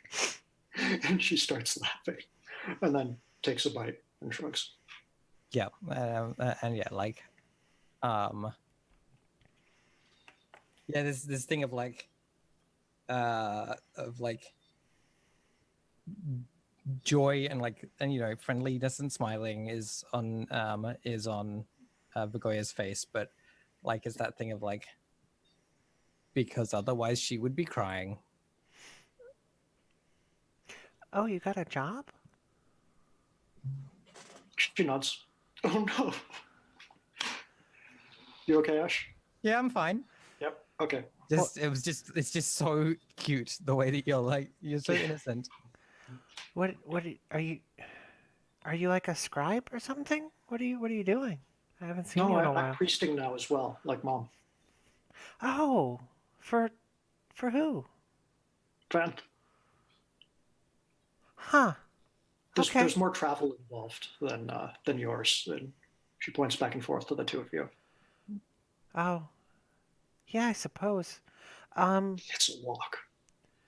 Do you get to see many interesting places or meet any interesting people? Yeah, lots, but not for very long. Oh. Yeah, I guess everybody's busy these Just days. keep going on by. Mm. Yeah, and I think I definitely say so much walking. Eat. She sort of smiles and takes another bite. And Yeah. I wish you told me first, she says. And then she reaches out and like touches her arm and to reassure you. It's all right. Just it was a surprise. Yeah, and she definitely is like these days have been a surprise to me. We walk the path set for us by the gods, whether we expect it or not. She leans over. Speaking of surprise, I'm getting married. Really? Amazing. Who to? Well, so to your brother. So we're like sisters now. We're gonna be. That's Wait. Which one? oh, Metvia. Good. Oh, thank goodness. Oh, yeah. No, that's that's good to hear. I hear the other one's been making a little bit of a scene. He always was a bit Uh, of a I don't want to say nuisance. I'm supposed to be a positive role model. I'm not gonna say nuisance, and then she just nods her head. well, I'd blame the parents. Lethem, it, No offense.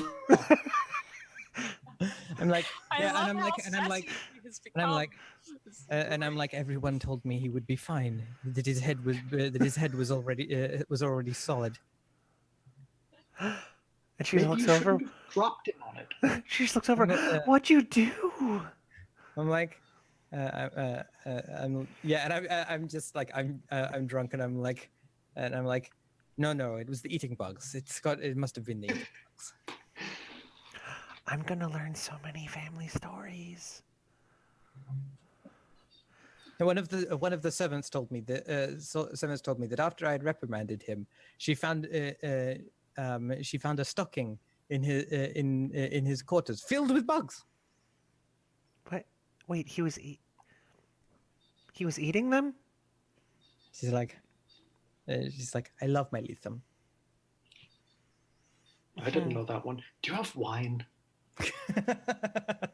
Yeah, and I'm like, yes, and she goes and she gets the bottle, right, and goes to and just goes to pour and just keeps pouring it, and then just starts gulling it.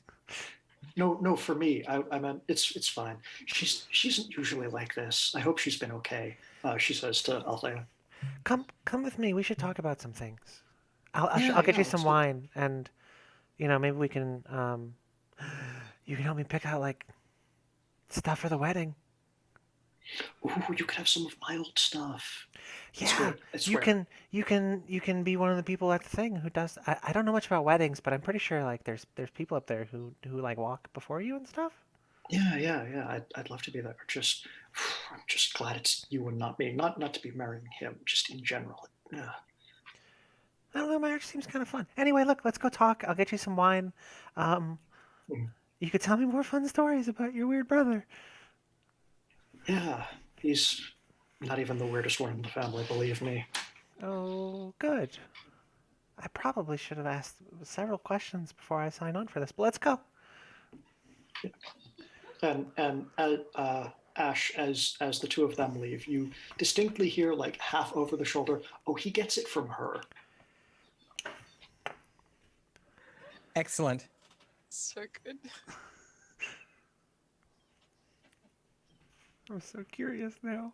So I almost feel like that's where this scene ends. I'm not sure whose scene it was. Yeah, I think it was. Yeah, it was. Yes, it was. That- Yes. Aaron telling me about getting married. Yes. So that has been done. Mhm. Yep. Okay. So, Ash, do you want us to go to you now, or should we bounce back to? I mean, Em and then- I've done most of the storytelling I want to do with Vigoya specifically. Yeah, unless something comes up that needs to be addressed. But I'm happy to Okay, go let's- over to. Yeah. Yeah, let's jump back to you. Sure. Yeah, I think when we come into the scene, I think I'm like walking up to the shrine, like through the orchard to the shrine. Mhm. Is there still someone there? Yeah, just a second. I'm checking on a thing.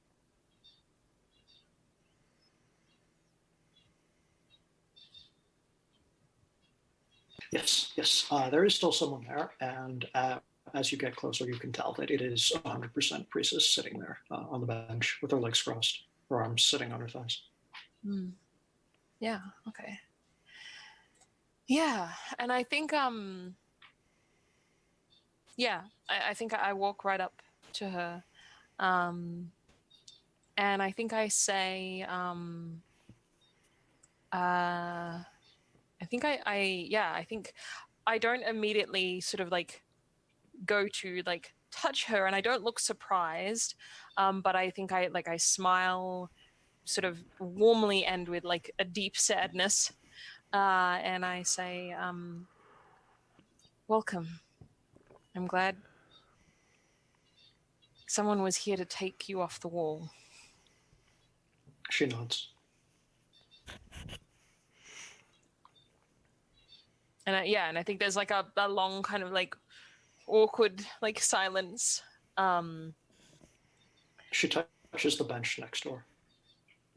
Yeah, so I sit down, and I kind of like turn my head and like look at her, and I kind of do that thing where like when you're seeing someone you haven't seen for a long time and you look at them, you kind of assess them like to see like how are they, and so I sort of do that, and I kind of I open my mouth and I start to say how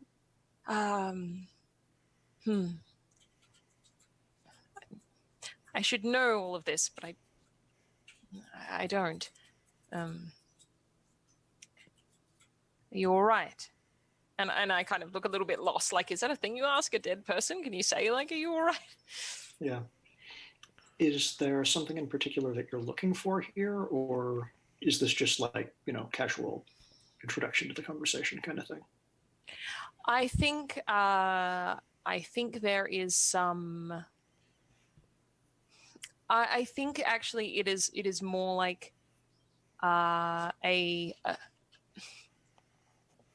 there's some guilt feeling that's like kind of getting out, like, and not guilt over like having done something wrong, but more the like, oh, I'm alive and you're not alive. Yeah, So it's more that they're just kind of like a little bit stuck as to how to express that, and they're sort of like, yeah, it sounds almost like what you want is for her to say that it's all okay and that it's fine for you to be here while she's not. Mm-hmm. Yeah.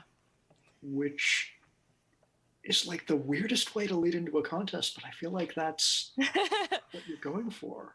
Sure. Yeah, it could be a contest. I mean, is it like it's 100% up to you? Because I mean, I don't think it's a contest because I don't think I'm invested in a certain outcome. Like if she just sort of says like, well, I'm dead and it sucks, like I'm not gonna push it.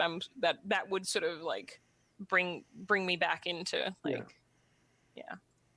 So I think it's not necessarily a contest because so whatever the answer is, you're just going to roll with it as it happens.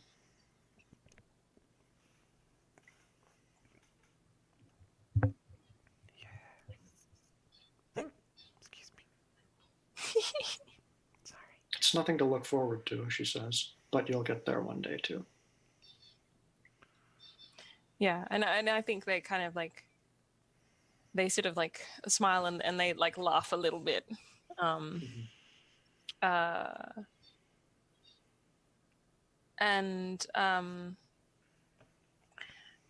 I think they like look kind of out back toward the like party, and we can like see everyone through the trees, and that the little girl who's wearing like her mask, like I think is like playing with friends or something.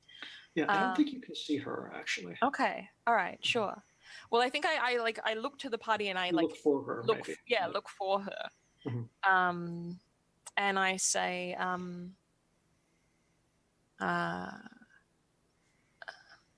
a little girl picked up your mask this evening. Not anyone I know. And I kind of like I hesitate. And yeah, it's very much like there is very much I want to say some things, but I don't know how to say them. So like they're just kind of like fumbling around. You've kept it in the same place the whole time, she says. Yeah, I think I like sort of look to her, like to kind of assess her tone, like whether that like, and I say and I think I say it. Is that all right? I didn't know if it should go She with your puts- sister or. She puts an arm around your waist, and she looks over and makes eye contact with you. And from here, she looks fine. It's as if she was alive, really. Mm-hmm. Obviously, the lighting's a bit weird. It's the night's starting to wear on now, but she seems all right, and she seems more. She doesn't seem offended.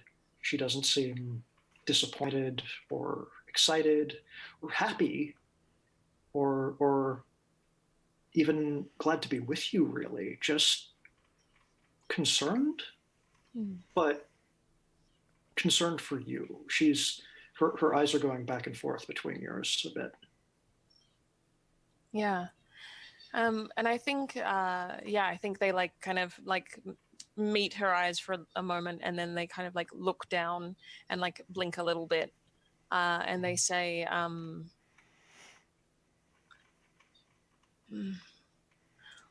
"While we're here, She nods.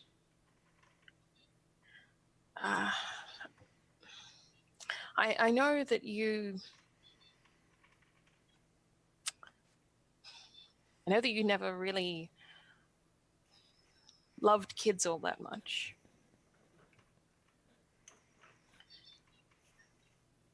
And I suppose I never really asked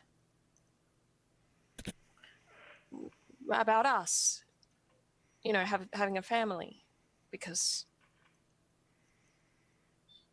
well, I didn't want to push it.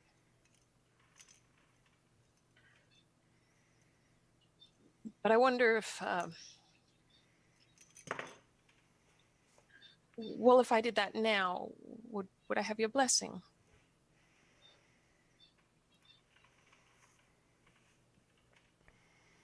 With, well, I guess with someone else, I suppose. She puts her other arm around you and sighs. I really want to ask who, she says. But don't tell me. Yeah, and I think I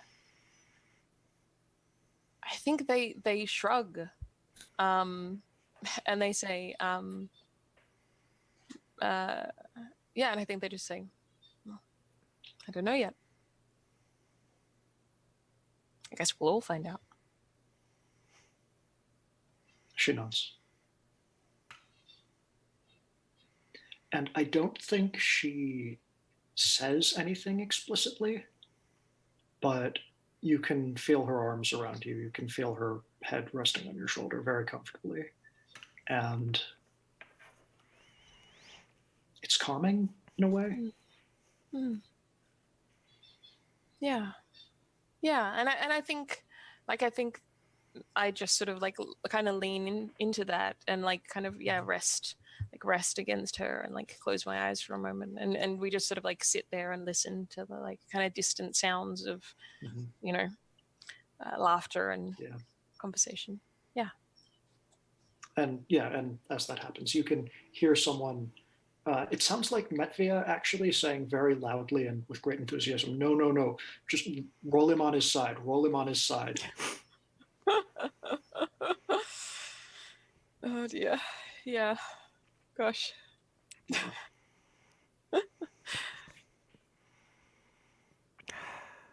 Fucking Lethan. Yeah. Yep. That's what I assume. I mean, yeah, I- obviously.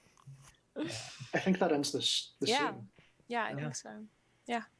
I almost think that might end the whole session. Did Mm-hmm. Yeah. Is there anything that we're missing that needs to happen? I don't No. think so. No, Like, I that don't seems think like so. a really good way to go out. That's it. It does. There we go.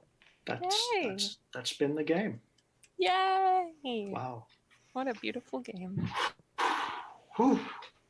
Ah, feelings. Ah, Oh gosh, I yeah. was really tearing up. I was yeah. like, whoa, whew. Whew. that was good. I kind of That was really a little bit too. Yeah. Yeah. Yeah, I have a hard time not tearing up when I hear Emily's voice crack. Yeah. 2 days in a row. First Doctor Who and now Doctor You. Oh. So I guess like the sort of formality game procedure step we have to go through now is like sort of one by one going through the desires. Were those fulfilled? Same thing for Time to tally up the scores. yeah. Well, it's the thing is it's not even the score. It's like were they fulfilled? Yeah. Whatever. Or maybe they weren't. But then the important part is was it worth fulfilling them or was it worth not fulfilling them? Yeah. Knowing that they'll never be fulfilled if they weren't. So you just had a really intense time right now, so let's not start Sure. with you. Sure, yeah. All right.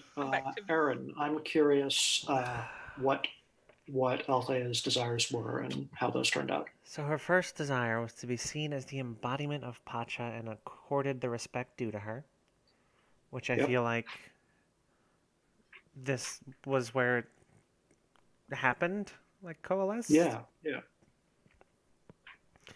And I feel like in doing that, I blocked out my second one, even though I wasn't kind of moving towards it as much as I should have been. Yeah. But it was to be loved by someone else as Althea, not because I'm a vessel for the gods in this world. Yeah, I feel like there's just the tiniest piece of that maybe one day with Metvia, but that's clearly not in the near future. Yeah. And I feel like there's like kind of some of that with Vagoya, but it's more like the familial, like, you know. I mean, my thing was that like now that she's solved the problem, Vagoya can be emotional with you again. Yeah. That was where I was at. Yeah, I think there was a whole period where Vagoya was just very confused about who her daughters were. Yeah. So I mean, she still is to a certain degree. Yeah. That's very true. I mean, she's got one she doesn't know about. So there's the problem there, Jason, is if it's not resolved by now, it won't ever be resolved. Yeah. So for the purposes of the game, if it is, basically, if it will never be resolved, how do you feel about that? Was it worth everything else? I have a meta thing here. Yep. What is the exact wording of your goal? To be loved by someone as Althea, not because I'm a vessel for the gods in this world. Okay, I argue a thing here, and this I don't know how this works because it's not like been seen on screen, but I feel if the fans were to like invent like canon things, I would say that there was a thing that was lined up very nicely between like you're talking about like, am I allowed to have other partners, and my talking about like I'm going to go and have a family with somebody. Oh, yep. That's which was like it's not necessarily what I was like leaning toward, but I think that's a very beautiful outcome. It does dovetail very nicely. Already have like our characters definitely have that like very close loving friendship. So yeah, I feel like for the way this particular campaign has gone, there have definitely been very large arrows pointing at things in the background, and that seems like one of them. So it just comes down to like, do we treat the giant pointing arrow behind our heads as canon or not? Do we treat the subtext as text at some point? Yeah. And exactly. that I don't even think we have to decide on. Yeah. We don't have to explicitly make a decision about that. Yeah, sure. But the question is, were those two things? Was it worth it being recognized as the chosen of the god, and was it worth it not at this point at least being loved except as the embodiment of the god? I think so, because her suddenly finding like true love would not have fixed the issue with the warring families. Her being seen as the embodiment of Pacha is what let her start throwing her weight around with the Nestors, and then that's what's also going to heal the divide between the Nestors and the Telemathus. So with that wound slowly healing, I think that'll give her time to seek out the love that she like.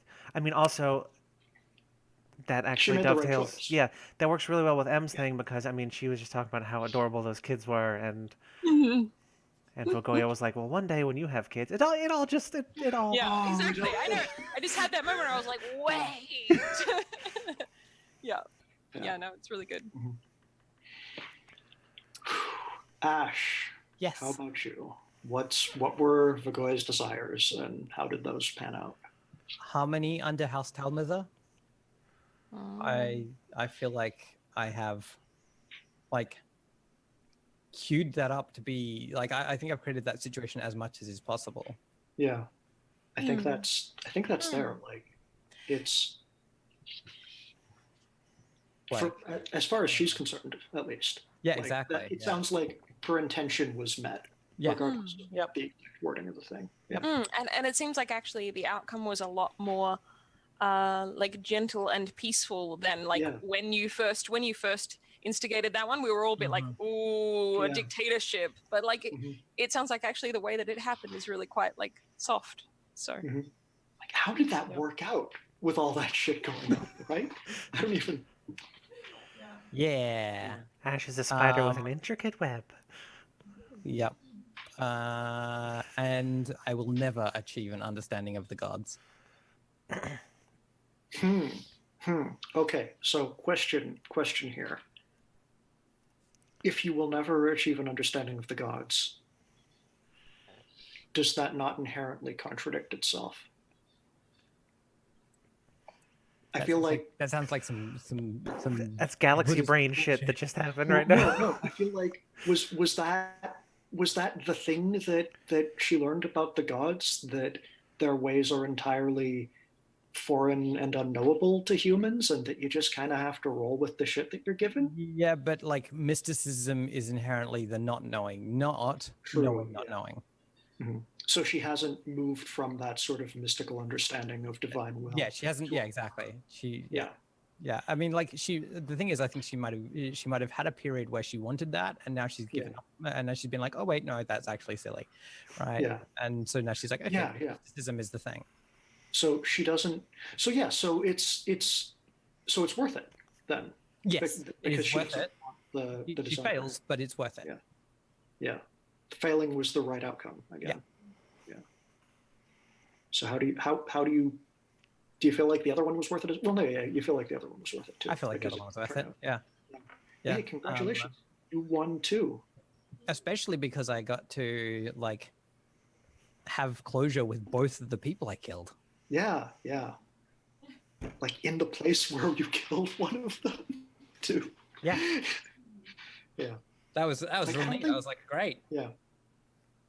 I don't think Priamna is even dead, to be honest. I don't think she is. No. That's the thing is that no, like I kind of love the insinuation that like Vagoya She like can use. like thought she was dead, and then she was just like, Yeah. no, I just work at No. a temple. Like, Yeah. calm It's- down. It's over there. at the temple. We like every once in a while I like take the ferry across the river Styx and we commute back and forth. I work remotely. Yeah, Yeah. exactly. It's Yeah. great. Mhm. okay, both the people she gave up. Both the people she killed like at the time, right? Like that's yeah, at the time she Yeah. was killing She thought she was doing that, so it was effectively the same. Yeah. Yeah. We never saw anything from Kalu actually. Where did or how she disappeared, but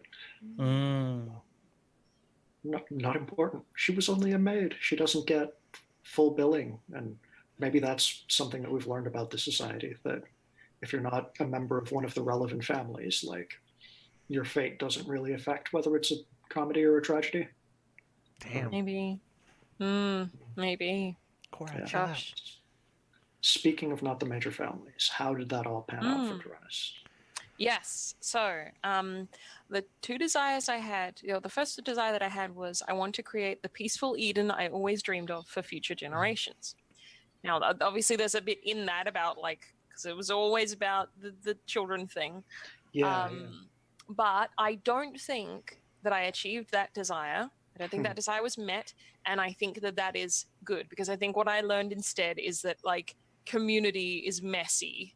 And that's okay. And it's okay for like children to be brought into a world that isn't perfect. So I think that that's worth it. Yeah, that's really interesting. Because thinking about it, like it's by no means impossible that some of the Talmuthas and Nestors are still going to go on to murder each other back and forth a Yeah, little bit. exactly. Like, But it's not going to be a war. It's No. just going to be bad feelings. yeah, weird human drama will continue Yeah. forever. Like, yeah. Yeah. How about the other one? How about that question? Well, the other one was I want to see my wife one more time and ask/tell her what I was never able to say, and I did. You did. That happened, Yeah. and it is good, and I feel peaceful about it now. You got the And yes, spectral thumbs definitely- up. Yep, exactly. Got the spectral thumbs up on family. So, yeah. But And I it's- think that's especially good considering the thing we established about like the mask is literally in the middle of the house all the time. yeah. Like this idea of her like watching everything, I think is also part of why they didn't feel like they could just go and do that without Yeah, speaking to her. because she's still physically present in Yeah. the space that you would be. Yeah, but now they will be able to see it and feel like she's watching happily. Or Yeah. peacefully. It's interesting because I'm noticing that all of you like achieved one desire and then passed or gave up on the other one or set the other one back. But in all cases, it was still worth it. That choice between the two of them. Mm-hmm. Yeah, definitely. Yeah, it seems like we all kind of have one that we went. Actually, there was a better outcome than what we Yeah. thought we wanted. Yeah. Huh. The greater That's really good. interesting. I don't know. I think that's good because I think that really demonstrates like that there was character growth over the course of the story. Yeah. Like what we wanted at the start is not necessarily what we want at the end. The other funny thing was that for the entire last session, we never actually directly engaged with the contest mechanics or the gift mechanics. There were a couple of times where I was like being like, where I was prodding you for that. Okay. Where I was like, is this a contest? Is this a gift? Right? Like I was like, but I was letting you sit with that and just because like I inherently have that thing where I'm like, where I as a player I'm used to, like the thing of like, see how much you can get away with it without rolling, right? Like it's that's so interesting. That's interesting that that's an instinct you have as a player because I have absolutely the opposite. Yeah. It's interesting as well because like that's something that may or may not work well. Like that's something that I sort of knew was going to happen in the way that it did, but I'm not sure whether to classify it in my head as like things working properly or something that I need to look at because like like if you have a whole session without engaging with those mechanics, is that a good thing or a bad thing? Yeah. We didn't directly engage with it, but were we still engaging with it? Yeah, because like, if you were kind of dancing around it, they're still there. Mm-hmm. And also, I for one was 100% aware of the fact that there was exactly one die in the High Priestess dice pool, which was why I wasn't like pushing that too hard. Because good point. it was actually easier for me to bring in complications without someone going to a contest, which meant that I didn't lean on it. See, now I wonder whether, because I think, and this is maybe something to do with like possibly just the fact that we're doing this in an online format. Throughout the entire sort of campaign or game, I have consistently forgotten to look at how many dice are in that pool. Like I've forgotten that I can. And I think if it were being played in a way where that was very obvious to me, it would probably influence my behavior kind my of and my engagement. And it's interesting because like it's the only thing on the Roll20 on the Roll20 field. But I just always have my character sheet in front of it. Right. So it's totally on it's on me. But well, no, it's also a useful thing to know as far as like playtesting goes, because this is the first time that the three of you have played it, but this is the first time that I've played it online. 100% of the times that I've done it before, it has been in physical space, like with the puzzle dice sitting in the middle of the table. So and I think that would be very different. I think that would be different. Even if it's just a case of sort of I don't know, having something in there that that brings everyone's attention to how many are in there at the beginning of the session or something. Because if at the end I had in my mind like, oh, there's only one die in the priestess pool, I might have been like, quick, do all the contests, like anything like, you want to get done, like do it now. That's usually the way that it goes at the table. Or actually, I've seen the inverse happen at the table, where there's like 4 or 5 or 6 dice in the high priestess pool, and everyone's going, like, I don't know if I can deal with that. And then the high priestess is in influence going, so is that a contest? Are you sure that's not a contest? Because I think you want something. If you don't want to make this a contest, then I'll just do whatever.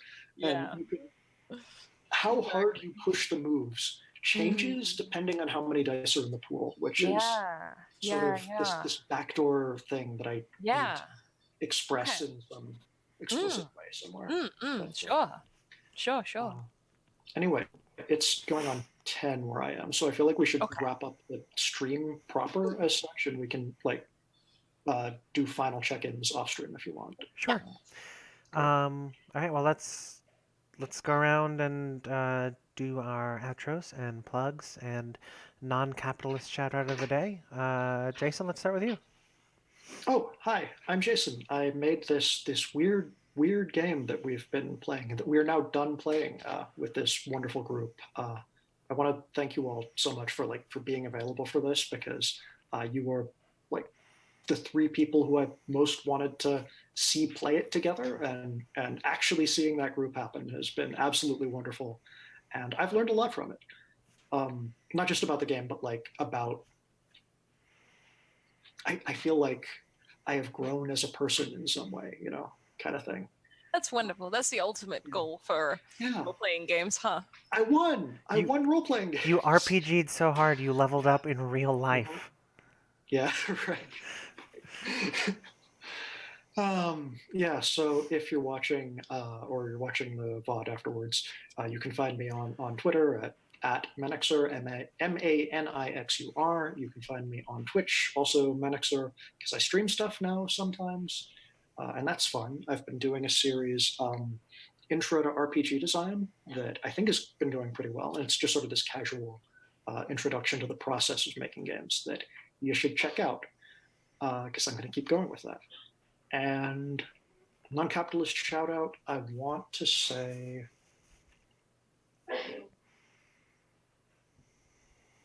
sort of going on from the theme of this game, letting some things in your life go.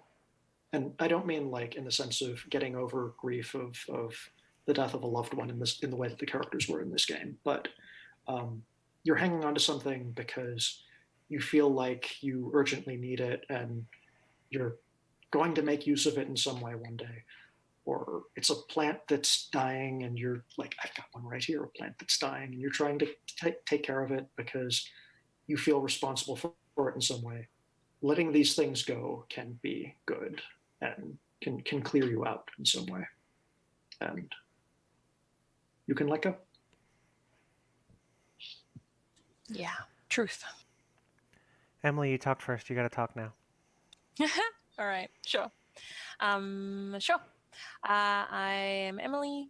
I am an artist person and a filmmaker person. You can find me on Twitter at Blackwall Says. I've been doing a bunch of art for people recently, and it is very fun.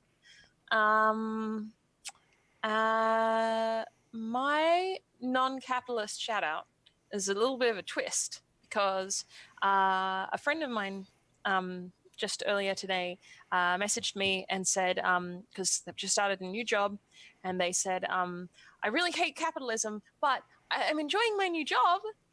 And I feel like a thing that I feel and I want to say is like, it's okay. I think it's okay to feel both. Like, I think there is, and certainly like amongst the circles that I'm a part of, there is a lot of like talk about like the evils of capitalism, and I feel those things and I understand them. But also like, it's okay to have a nice time at your job and enjoy the people that you're working with. That's okay and good. That's definitely better than hating capitalism and your job. So do jobs that you like. Yeah, that's my feeling. That's good. Ash, you're up. Okay. Hello, I'm Ash. I'm a GM and streamer and game designer. You can find me on Twitter and Twitch and YouTube, and Patreon if you want to support my game design work. All at Acegiak, Acegiak. And yeah, you can just check out my Twitch stream where we play some role playing games sometimes there as well. I GM a lot of them. And sometimes we just play video games. We play Stardew sometimes with Erin, sometimes with Emily. It's nice. Sometimes with my sister, and sometimes we play like roguelikes like Caves of God and stuff like that as well. And my non-capitalist shout out is for non-capitalist shout out is for being not afraid of things, like if you see a ghost or if you get a new job. I think not being afraid of those things is good. Like if you see a ghost or get a new job. Yeah. Yep. Both similarly terrifying. Both of them don't exist. There are no new jobs. Oh God, so true. Too real, too real. Anyway, that's me. Okay. I got 2 sets of outros to do. First, let's go through the stuff for the podcast. We are that D&D podcast. We've got about 4.5 years at this point of backlog. If you want to check us out, we've done a bunch of like mini campaigns. We do interviews with cool people in the like queer and indie tabletop community. We've got a few people on the cast who are making their own games, so look out for those at some point. If you want to check us out, you can go to thatdndpodcast.com. That's got our whole backlog. You can also go to Twitch, Twitter, YouTube, Facebook, Patreon, and I don't know, probably something else. Just plug in that D&D podcast, and it's probably us. We have a little purple D20 icon. And as far as I go, follow me on Twitter, I guess. It's at @theroadvirus_. The pinned tweet has links to all my other stuff. Pretty much everything is cooking, flirting with people. I'm trying to do that Inktober thing. Subscribe to your Twitch channel. Game stuff. Yeah, you can subscribe to my Twitch channel and get a picture of my hair when it was purple and it was doing this.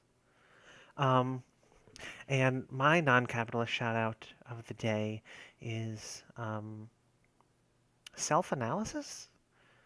A lot of people are content to keep doing something because that's the way it's always been, or this is like, I don't want to try this food because I tried it 10 years ago and it was gross, or I don't like this person because I have this thing against them because I had a bad experience with another person in the past. Like, analyze the things in your life, be willing to change them, and even if you don't find that you change, like, hey, maybe you still hate this food, that's science, because the only way to know that it's still true is to try it again. So repeated experiments is the best way to grow and be a better person. Also, if you see a Nazi, fire them into the sun in a rocket.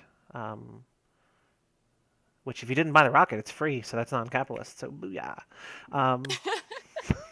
All right, Grab one of those free rockets that are lying around and put a Nazi in it and fire them into the sun. Yes, Nazis, please sign up. You just put a sign here. It's fine. They don't have a lot of critical thinking. Obviously, that's why they're Nazis. I'm gonna end the stream now. So thank you, everybody. Have a great night. Thank you to those of you who are watching, and a very special thank you to Ash, Emily, and Jason. It has been a lot of fun to play this with you, and I think you are all fantastic people and hard hands. This is my favorite outro thing that we've just started doing all the time, and it's real great, and y'all are all fantastic, and I'm not sure what's happening. y'all are great and giant goobers, and I love the hell out of you. So I'm gonna turn it off